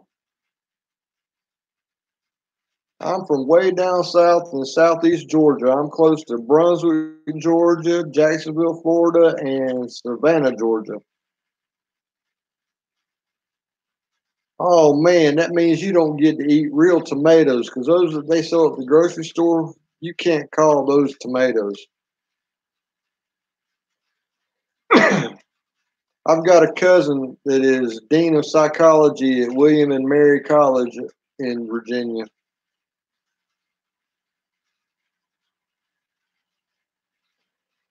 Believe it or not, her name is Dr. Doolittle, PhD in psychology. Got her PhD after she got married and used her married name. I would have went with my maiden name as Dr. Cosby, but she kept her married name and on her PhD, and it's Dr. Doolittle, which I figured is appropriate. She's a doctor of psychology, and her last name is Doolittle, so kind of fits. I don't know if I've ever had a Hanover tomato. I know my favorite are the um, Brandywine, but they're where I live. They're real disease resistant or disease prone, and I have to grow a dozen of them to get one tomato. After that, I like my Better Boys, and I like the Cherokee Purple and the Black Cream. I like a lot of the heirloom varieties because they've got a richer, deeper flavor to them than most of these newer varieties do. The newer varieties they breed for disease resistance instead of taste, or they breed for market value. You know, holding up during transportation, holding up to a slow ripening process.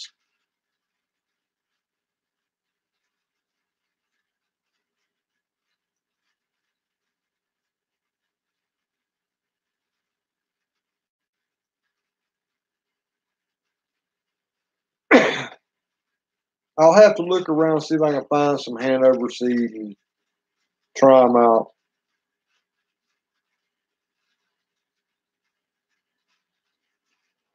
I'm not like Jess at Roots and Refuge. I'm not going to grow 75 different varieties of tomato in one year. I love my tomatoes, but I love what's going to produce and what's going to taste, and I don't need 75 different flavors. I just need a good flavor to can with, a good flavor to eat fresh, and maybe a cherry tomato or a grape tomato if I'm giving some away because I personally don't. I don't care for the small ones. Top Guns, how you doing? Burnout.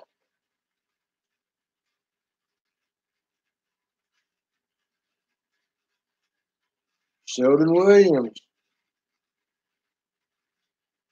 Nice to see you guys.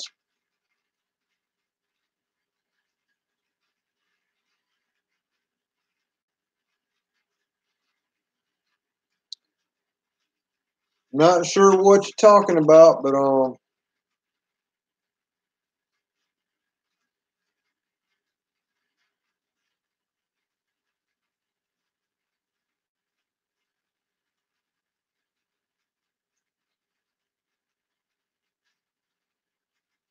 BD, you want to do the honors?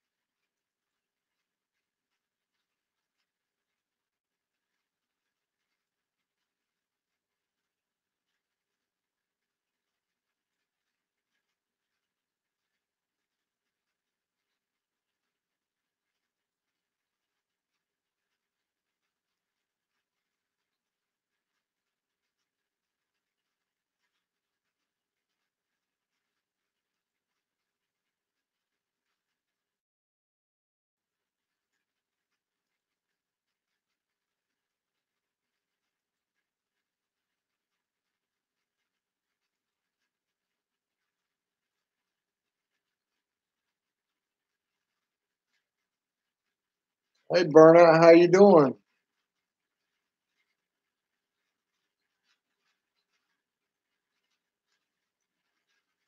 Now, if you fellas want to talk, we'll talk.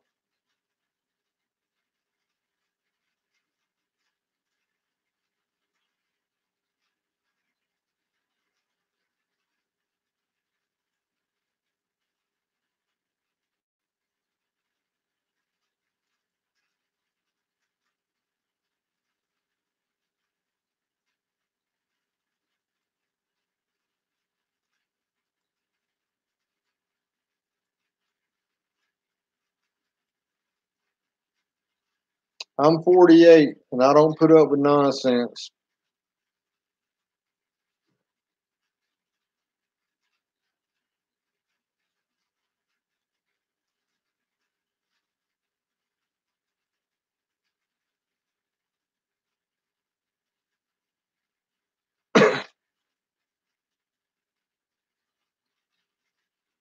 So, if you want to talk about gardening or let's see.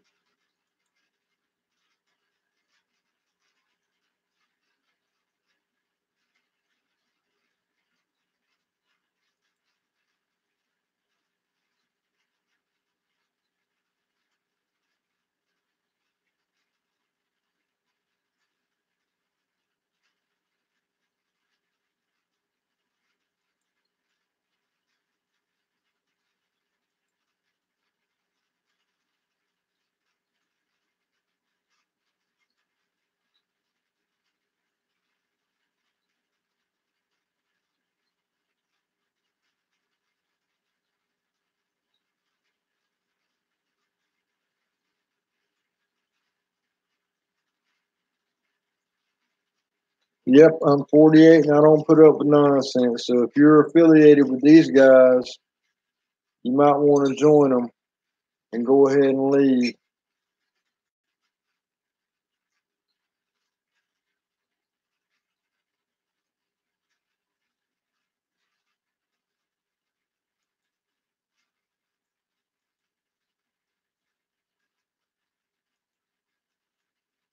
Because I can sit here and click all night.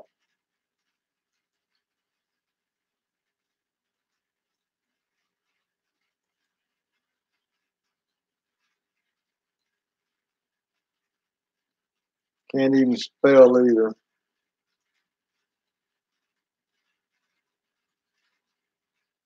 I'm Southern. I honored the Confederacy. Thank you very much. I'm probably more Southern than you.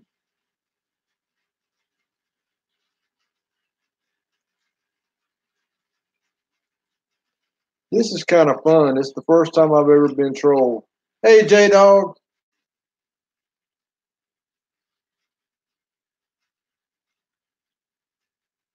How you doing, J Dog?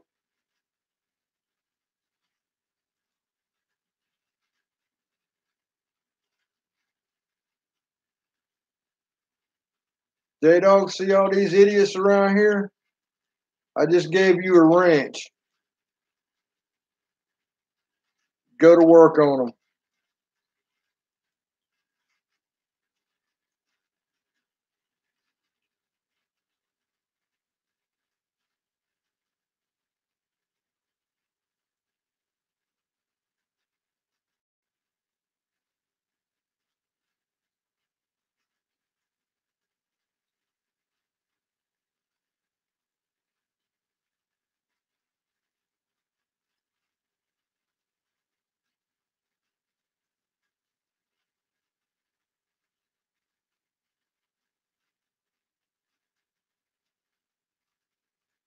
I wish you would, you son of a bitch.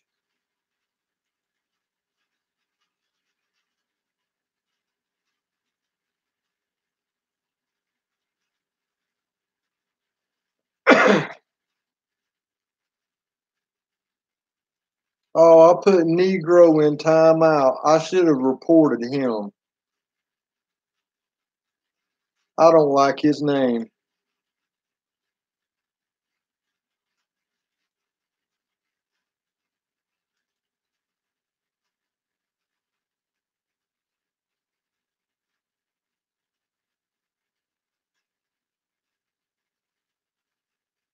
We'll report him for harassment and bullying. The name in itself should give it away. Wow, I can't believe I got trolled. That's my first time. That was kind of fun. I only time some of them out for 300 seconds. If they come back, hell, it's watch time for me. I don't give a damn. J Dog, you still with us, buddy?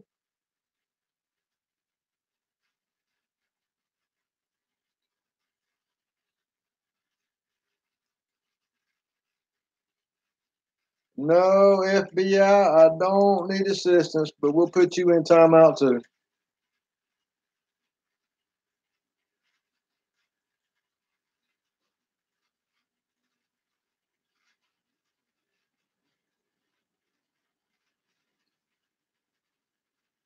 It's kind of fun.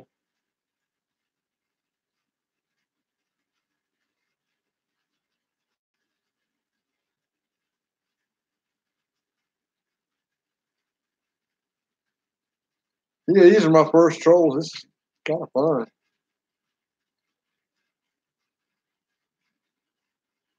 J Dog, you still here, buddy?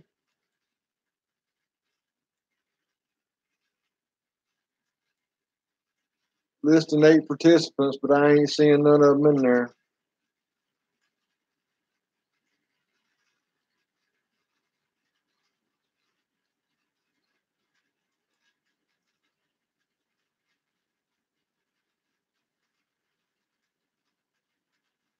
Yeah, you want to see my boner, don't you?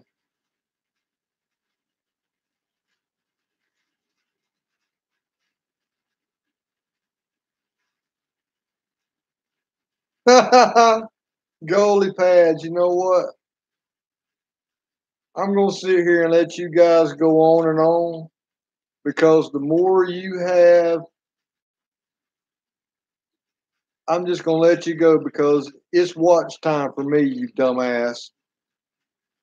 You make it easier for me to get paid. Pencil breath. I think you mean pencil dick like you.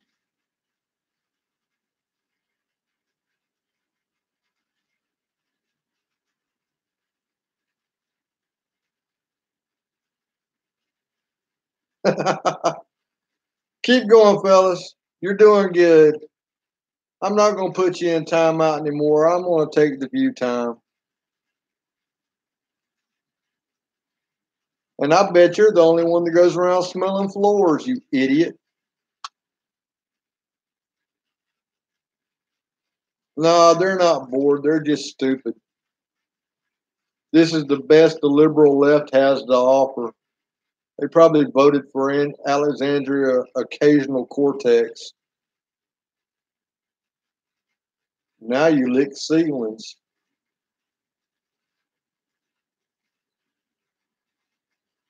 I've got 4 sheds. How about that? My cats, they shed. My goats shed. So what do you mean? Do you mean shed with walls or shed with fur? See, you can't even figure out what the fuck you're talking about. Crockery, Brett. You don't even know what fucking crockery is.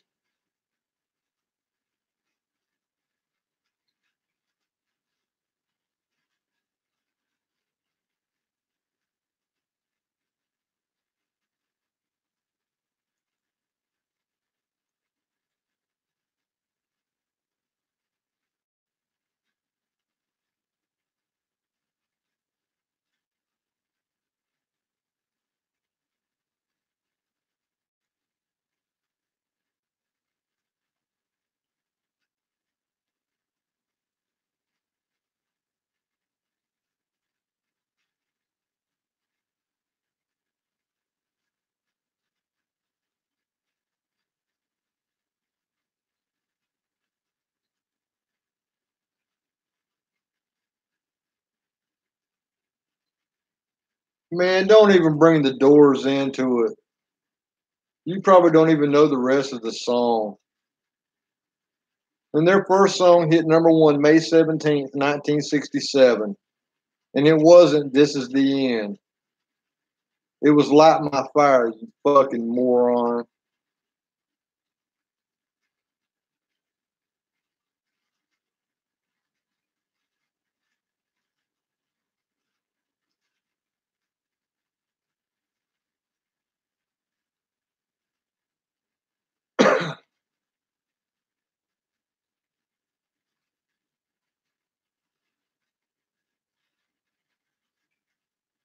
Oh, they finally figured out to use some bad words that say show me and hide because some of your language ain't gonna pass the filter, buddy.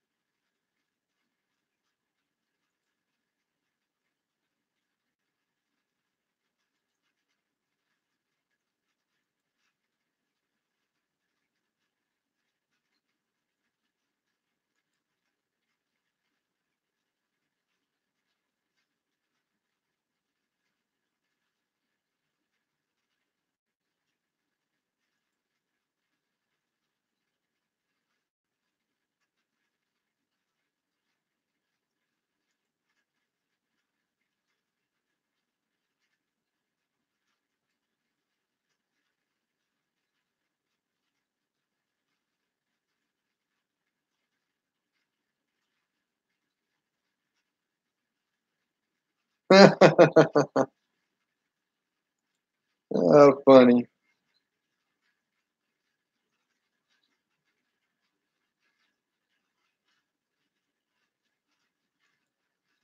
Did I time you out? Nope, I removed you.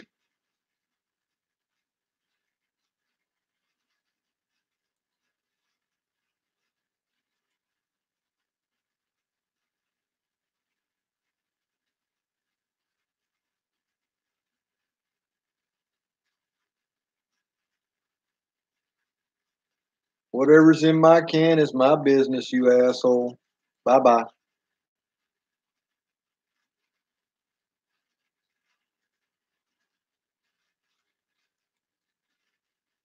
Cause I felt like removing you, just like I just did.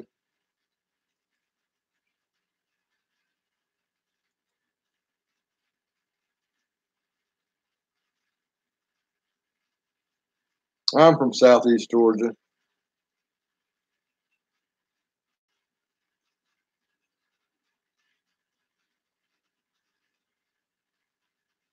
Nice to know that, Dale.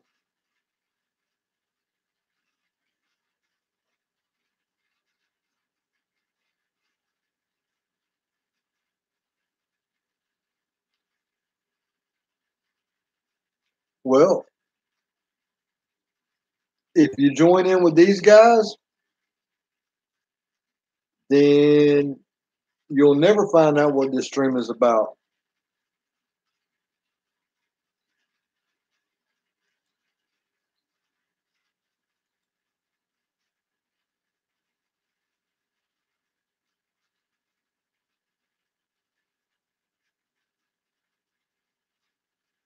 I don't have to have an opinion on colored people, and I'm not going to waste a magic marker coloring people anyway. So, Dale, bye.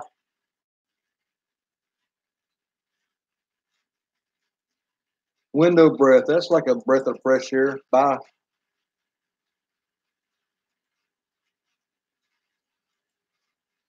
This is kind of fun.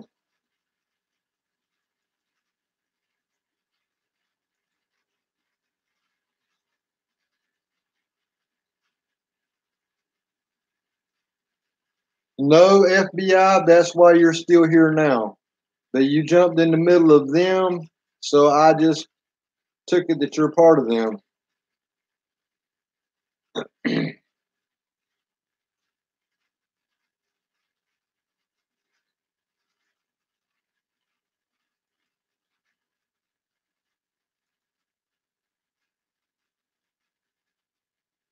But FBI, if you want to have a meaningful conversation, we're more than welcome to have you join us. These guys will get bored in a little while. I mean, they're just adding on to my watch time anyway. I garden, I grow things, I do all sorts of stuff.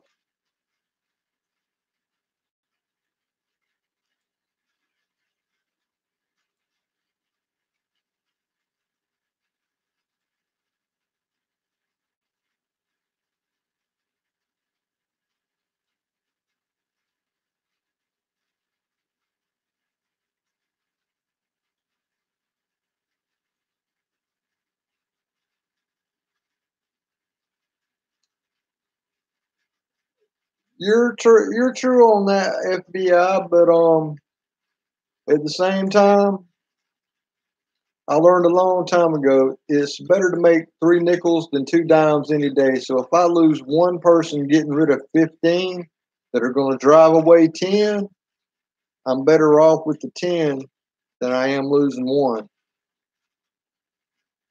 And if you're here for meaningful conversation, my apologies, sir, and we'll be glad to have a talk.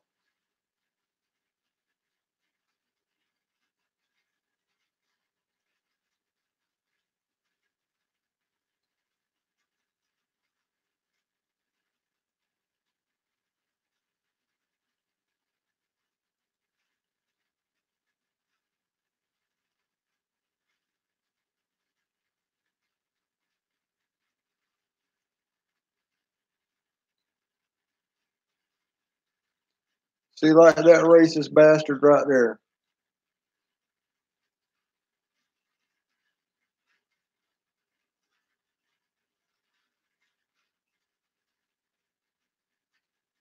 Man, this is the most fun. This is like shooting fish in a barrel.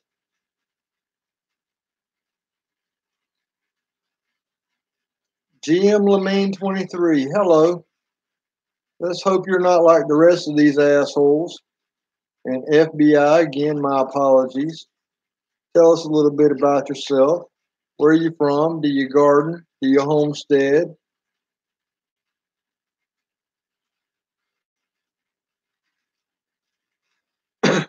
Oh, I'm sure they'd love to know what happened to Patty because it could happen to them if they showed up at my front door.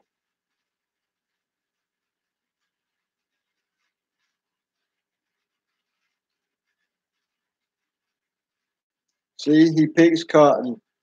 Well, you're doing it the wrong way. We've come a long way since then, buddy. We've got machines now called combines, and they do it for us. So you're gone.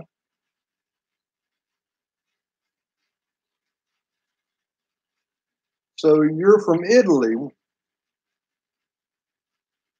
So tell me, is the San Marzano tomato really all it's cracked up to be as far as tomato sauce goes?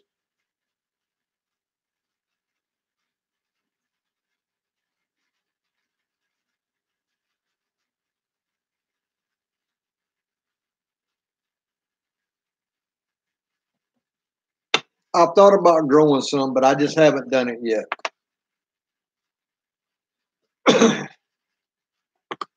And I know canned tomatoes aren't the best thing in the world, but they do taste a little bit better than a lot of the other canned tomatoes I've had. So I can't deny that. And my sister likes them.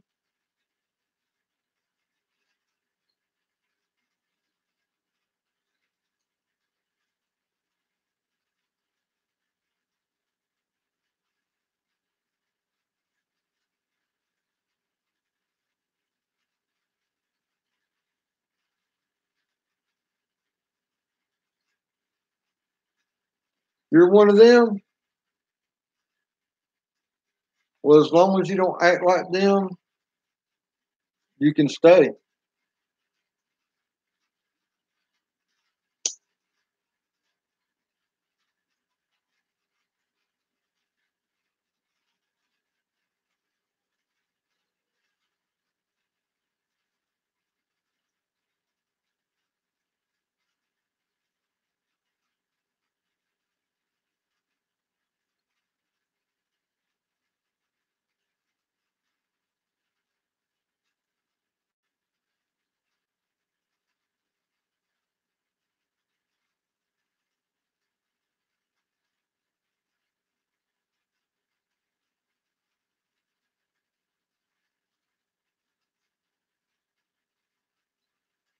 Oh, it's the last. Okay. I don't know what it's the last of for you, but I'm sorry it's the last.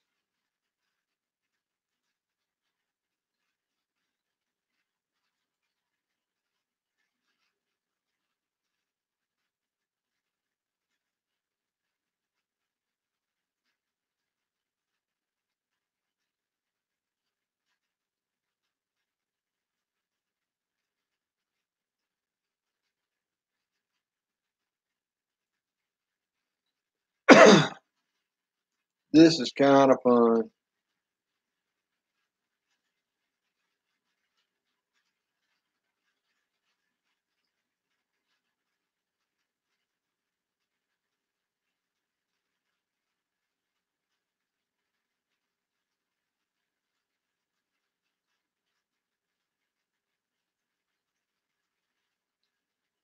What's the best way to get me back? Probably I'd have to say give me head until I'm ready to come and then stop.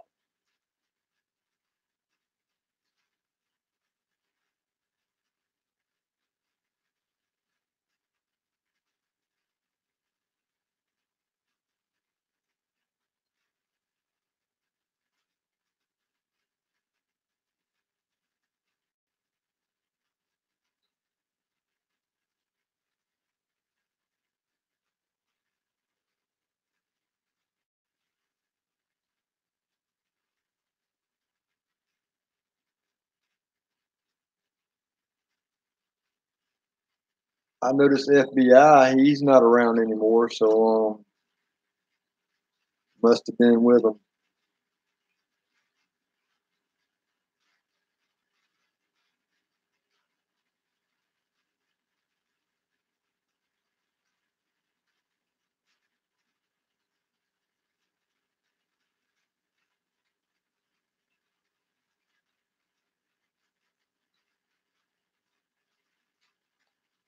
You have no idea about Hiroshima or Nagasaki, moron.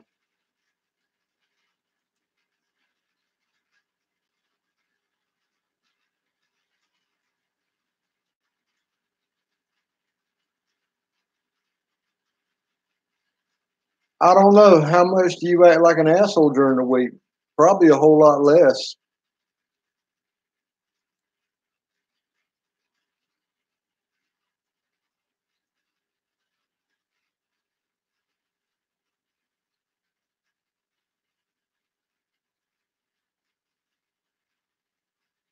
Yeah, when I was young, we just drank beer and knocked over stop signs. We didn't act like assholes like this.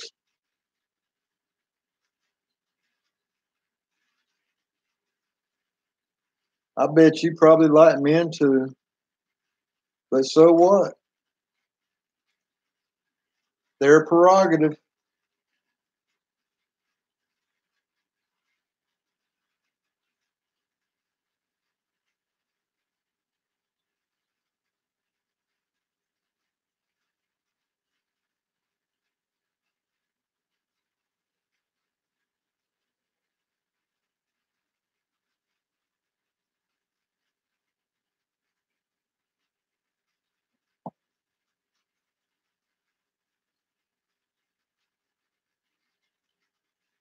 We have the means to give you the best way. You mean men's as in possessive, or do you mean means as in the ability? Your grammar's not quite good there. And the only reason why you're still here is because I find you humorous.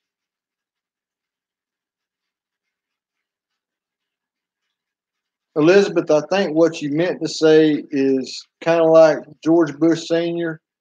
What we have here is a failure to communicate.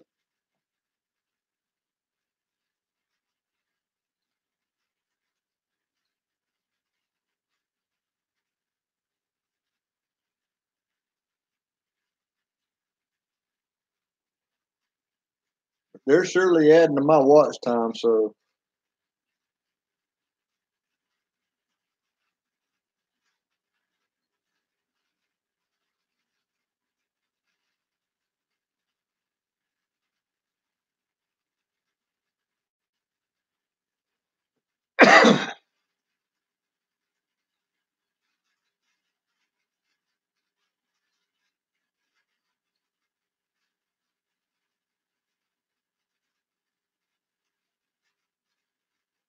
yeah, I figured they'd give up after a little while. And my message is not a problem with your services. What services do you offer?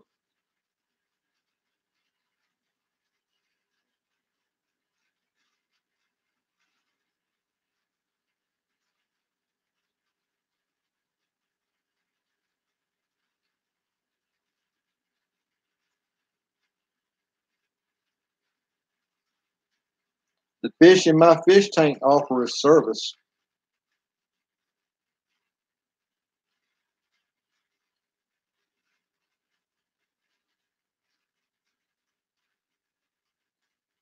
Your services are the government. Well, you are probably in the wrong place because if there's one thing in the world I don't trust, it's the government.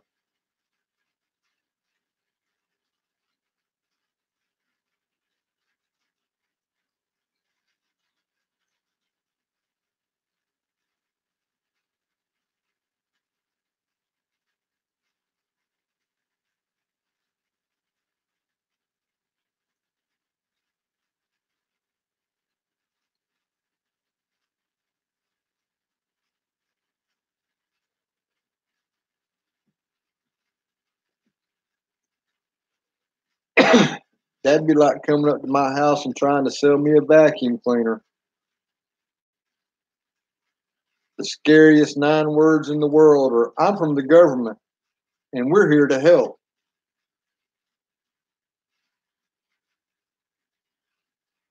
Don't talk about the government like this, sweetheart. This is the United States of America. The First Amendment to the Constitution is the freedom of speech. I may say anything I wish about anything I wish, anytime I wish. Or were you asleep that day that they tried to teach you that in high school?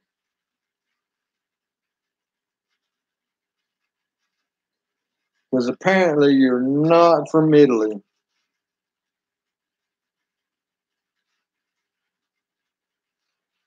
See, you lied from the beginning.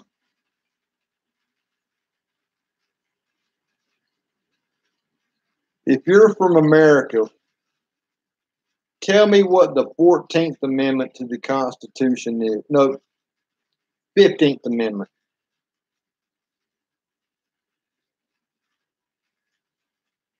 What is the 15th Amendment to the Constitution?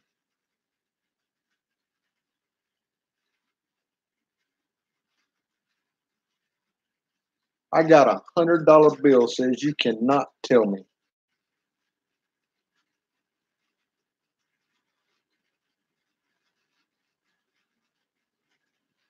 Hurry up, Google's waiting. Google it now.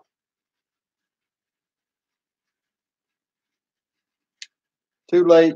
Equal protection under the law. That's why gay people finally got to get married in this country, because they were guaranteed equal protection under the law. And the Supreme Court finally upheld that.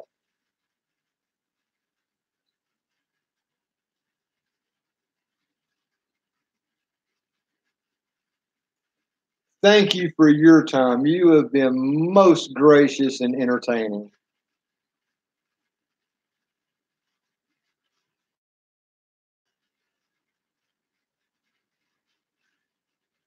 You have yourself a wonderful evening as you harass other people on their live streams.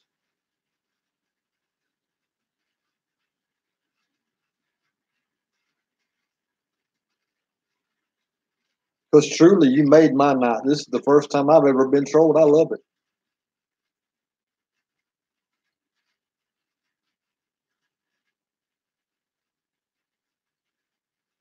Well, if it's the last night, then tomorrow must be the last day. So I hope you enjoy your last day. Whatever that day may be the last of, I hope you enjoy it, because I sure will.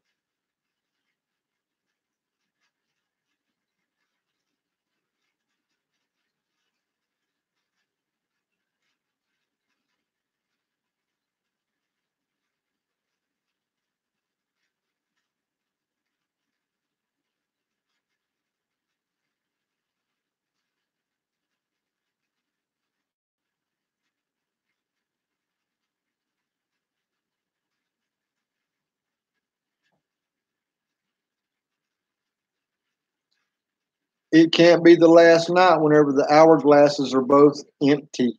You dumbass. You can't even tell time.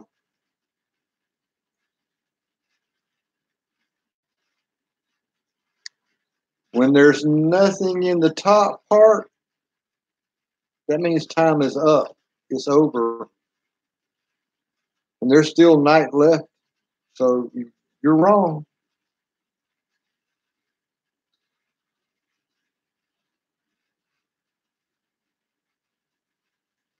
Maybe if you flip them over, then you'll get the rest of the night.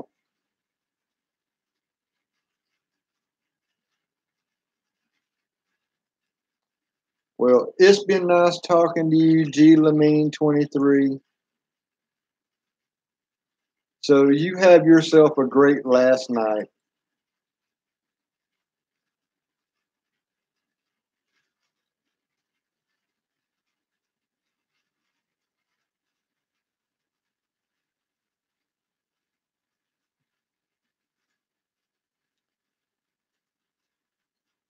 Oh, James, that's a tough one.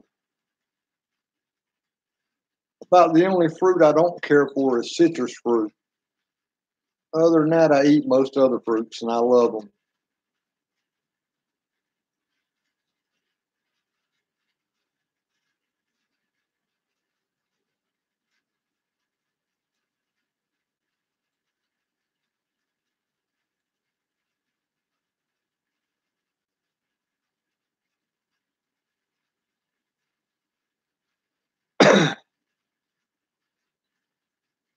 Sometimes I eat those without even peeling them.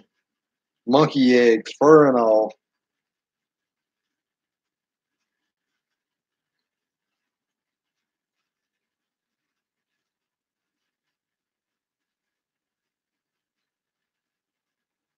But wow, that was fun. I've never been trolled before. That was quite hilarious.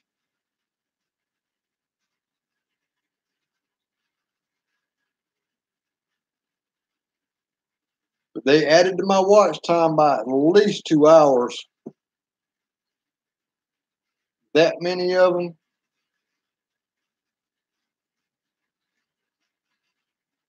And at first, I'd just time them out or delete their message and let them stay. But then I finally got to where I had to hide them, which they were still on there. They just didn't know that whatever comments they were writing didn't pop up over here.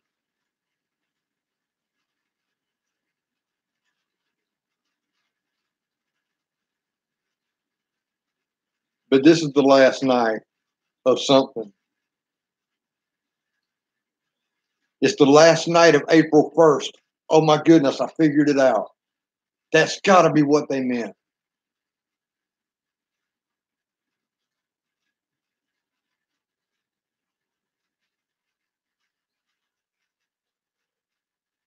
But at least some of them hit the thumbs up button. You'd have thought if you're going to troll somebody like that, you'd be wanting to hit the thumbs down button.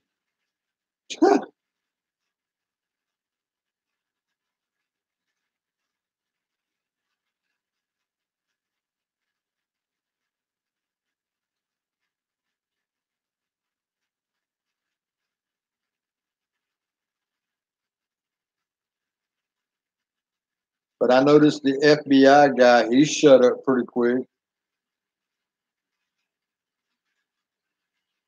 He had to have been one of them. You'll run people off.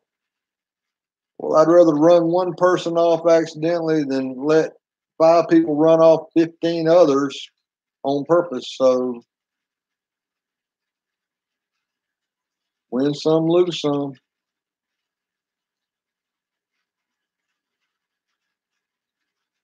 Now they'll probably go over to my channel and they'll hit thumbs down on every video they come to, and that'll be all right. It counts as a view.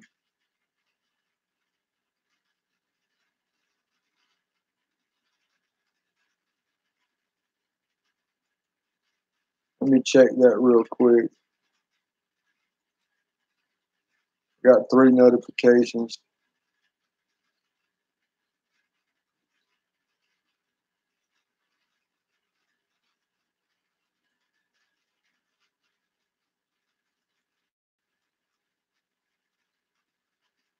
Yeah, 3 of them decided to subscribe to my channel.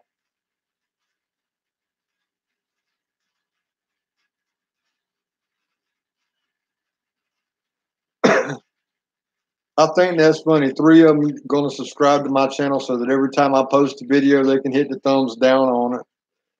I don't care. It still counts as a view and watch time. I don't care. You just made my subscriber count go up. I'm closer to 1,000 now. They did me a favor.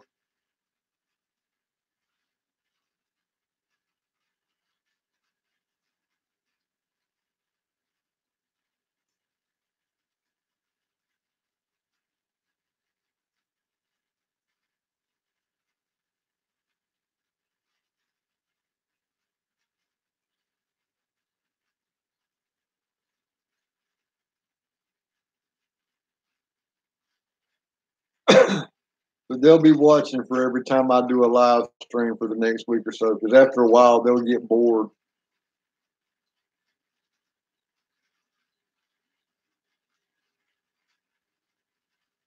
But what they don't realize is I'll go back through and I'll just block all their comments, and they'll never know, and they'll just sit there and comment away, and nobody will respond to them.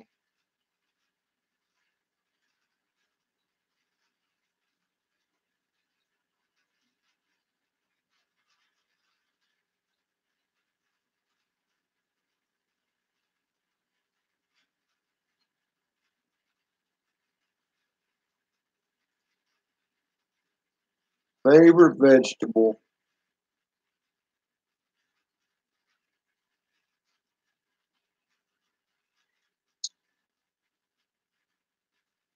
I would probably have to go with a nice yellow crookneck squash.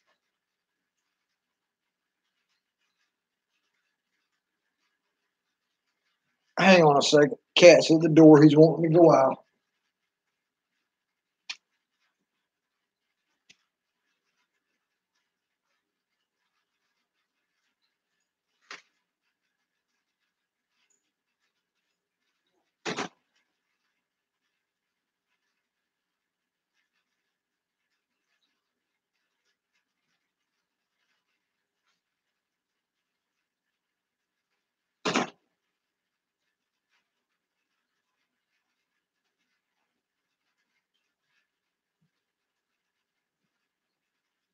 Oh, the cat feels better now. He got to go out.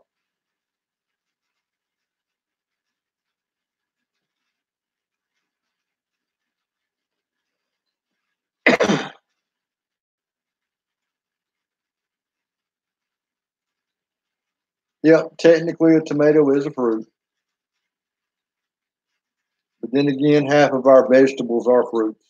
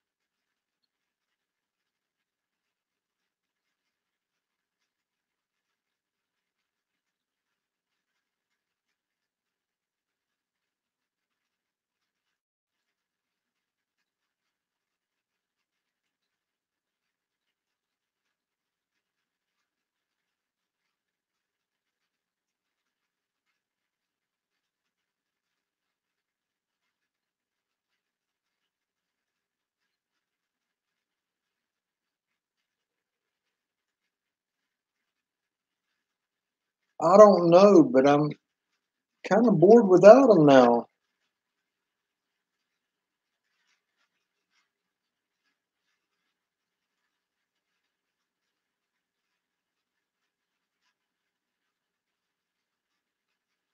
I guess they're a roving band of trolls.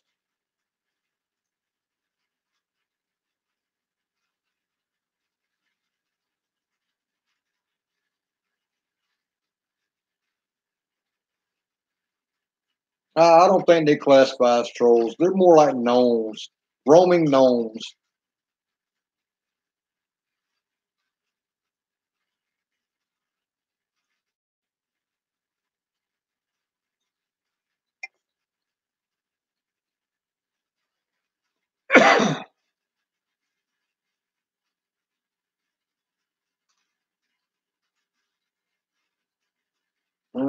Got a couple more swallows of pee in this Coke can, so might as well drink another swallow.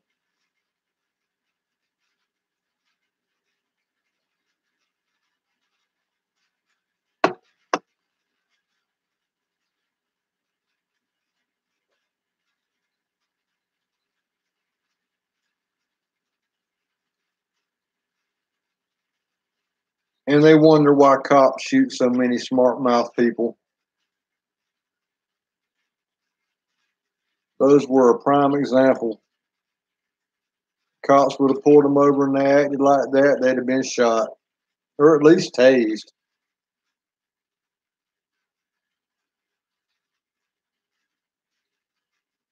I like watching Rick Gore, his channel is Think Like a Cop, but YouTube's been censoring him so bad he's got to do a lot of his own bit shoot.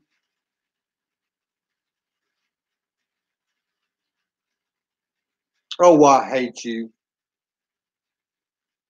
I hope they're black eye or speckled butter beans, not the plain old green ones.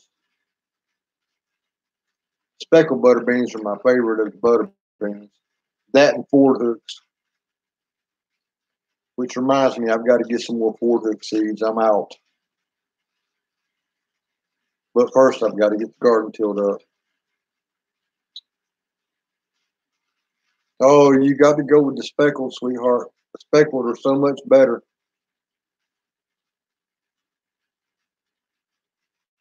But the neck bones, they make the green ones worth eating. I won't lie.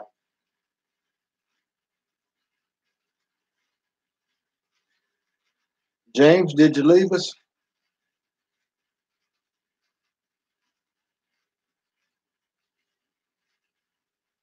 All right, I just loaded up my dashboard page. Let me see what they got.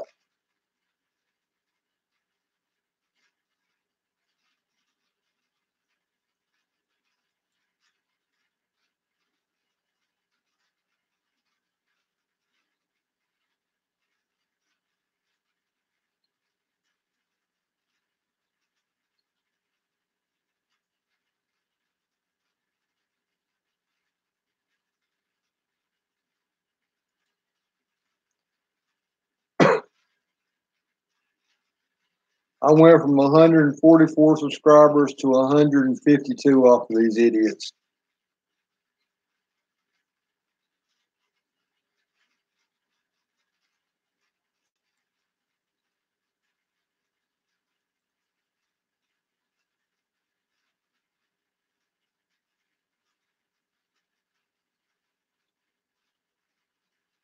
Let's see if they left any comments.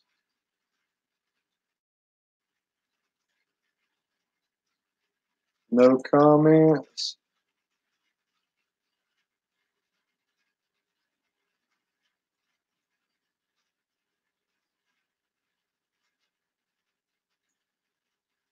I think I got one or two views off the last video. Let me check the analytics and see what it says.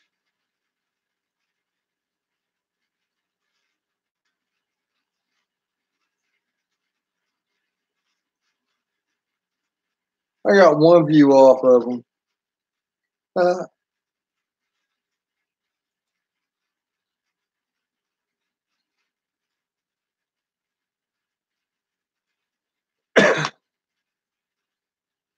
They'll unsubscribe tomorrow or the next day. It won't be long.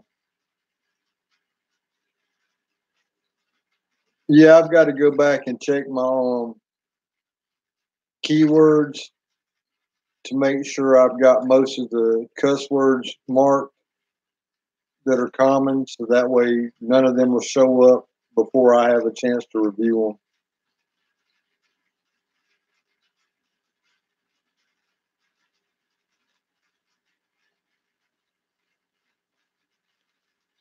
Which they started using quite a few of them, and they were automatically blocked.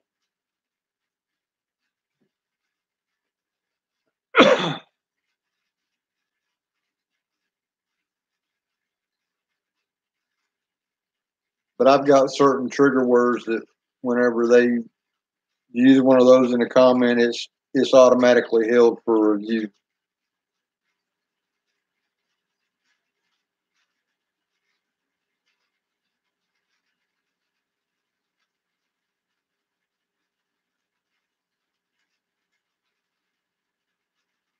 So I'm not much worried about them at all. But it's the last night, so whatever that means, I guess I don't have to worry about it.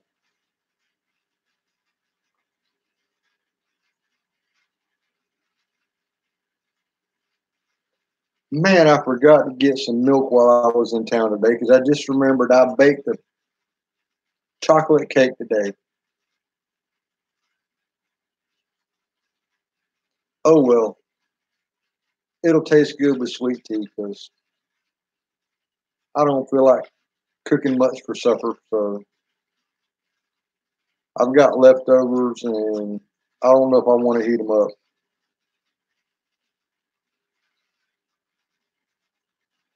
I don't know if James is still here. He hadn't said anything in a while, but he did mention earlier that he didn't grow a garden. That was right before the interruption.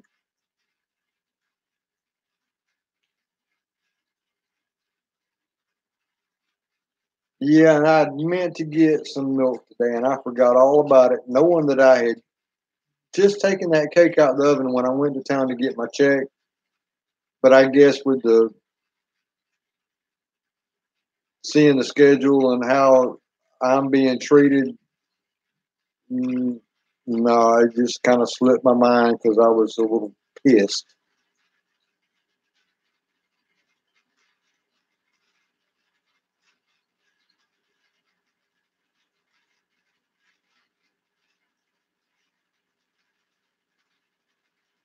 But I think tomorrow that I might be calling the district manager that I actually trained as assistant manager before I got hurt, and me and her have a little discussion about how things are going to go. And if they don't want to work with me on my demands, because I'm not working 6 10-hour days for what they want to pay you, $500 a week, 16, 60 hours for $500. That's less than $10 an hour. No, I was making $10 an hour in 1994 as an assistant manager of a fast food restaurant. I'm not stepping back almost 30 years in pay to do that. And I'm not working 60 hours. I'll work the hours that I need to work to get the job done, then I go home. If I get my work done in 4 hours, I'll go home in 4 hours. If it takes me 8 hours, I'll be there 8 hours. But I'm not running shifts, I'm running a store. I'll make sure that it is completely stocked, it is completely staffed, it is cleaned, it is running smoothly, and everything is taken care of. But I am not running a shift, and I'm not doing the deposits. I'm not taking care of any of that bullshit. I'm running the store. I will check behind to make sure it's all done. And if it's not, then I will find someone else to do the job. I have no problem hiring and firing people. I've done it for many years and it doesn't bother me at all. Kelly Stevens, how are you?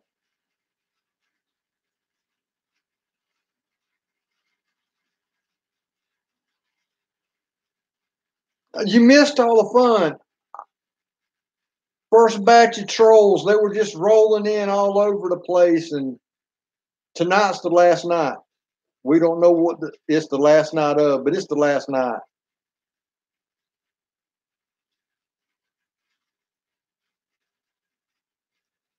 And I went from 144 subscribers to 152 off of these trolls.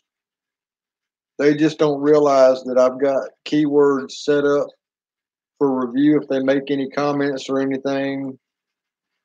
The worst they can do is give me watch time on a video and hit the thumbs down button.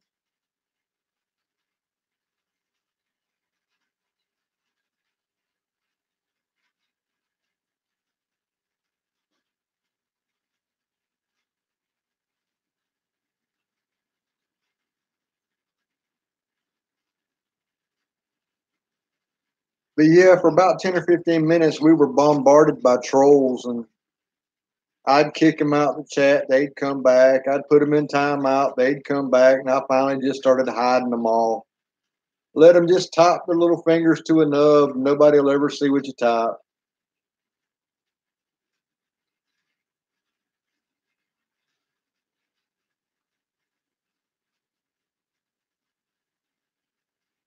So then they went over and subscribed to my channel.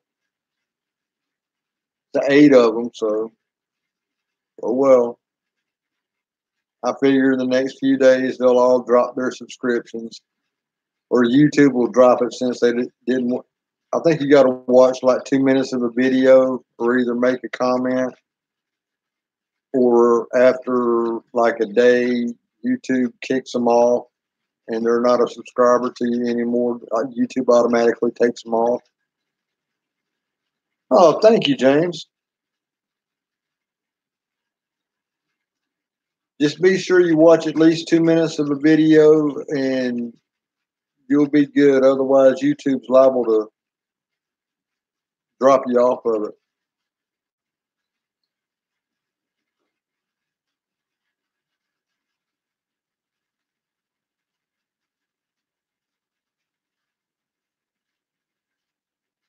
I didn't see his name in the sub list, and I'm not sure exactly who he is, but I guess thank you for being a big fan.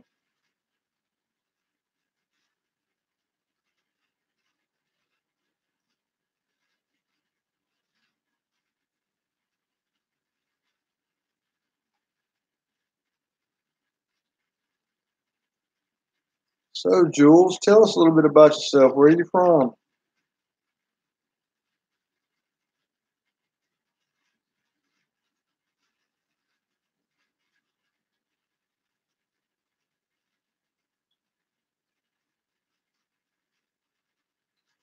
And do you grow a garden or have any animals?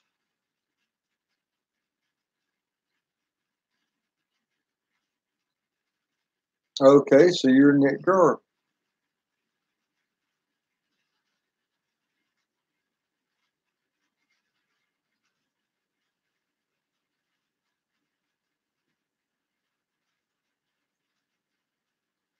So, you know what, Jules? I like that play on words. I find it very offensive, even if I am from the South and I'm supposed to be a racist and I'm not. So I'm going to go ahead and just report you for hate speech.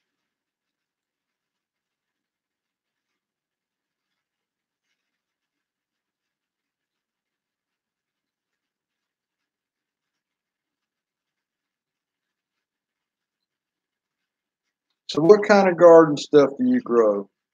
And what kind of animals do you have?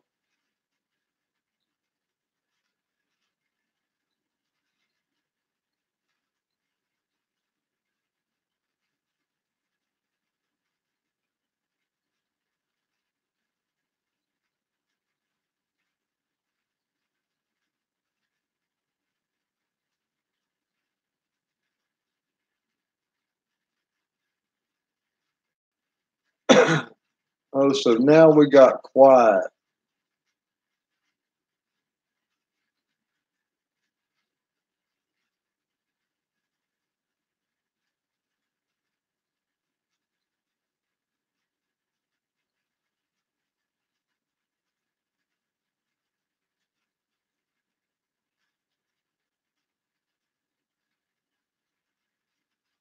Thank you, Elizabeth.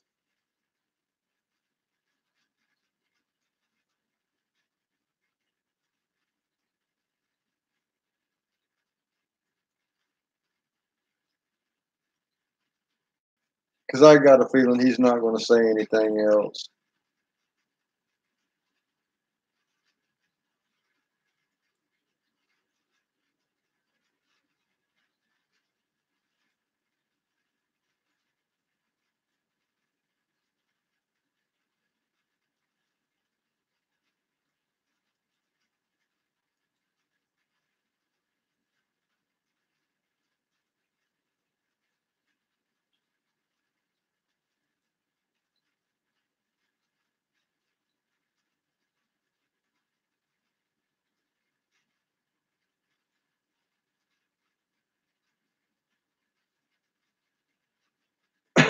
Yeah, and it's getting close to midnight, so I guess it's about time for us to end this.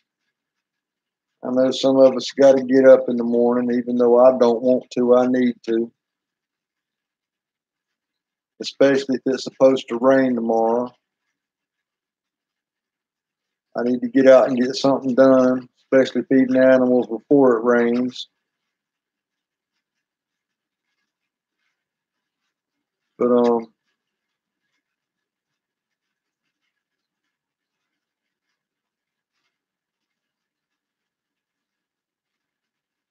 trust me, sooner or later, once your body's had enough, it'll go to sleep no matter how bad you hurt. I spent 3 months laying on my back with a fractured T6 vertebrae, and eventually, it doesn't matter how bad you hurt. You'll get tired enough, you'll fall asleep. Might not sleep good, but you'll fall asleep.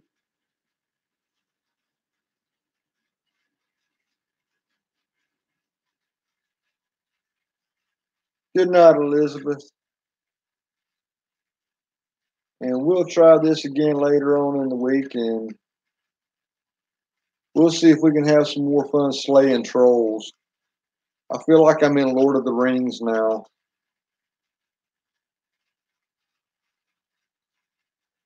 Yeah, if you got to get up at 7, you probably do need to get some rest. But thank you for the sub, and don't forget to check out a video for at least a couple minutes, and that way you ScrewTube don't just boot you off, because I got a feeling these guys are going to get booted off by YouTube in the next 24 hours, which won't hurt my feelings. I don't really care one way or another.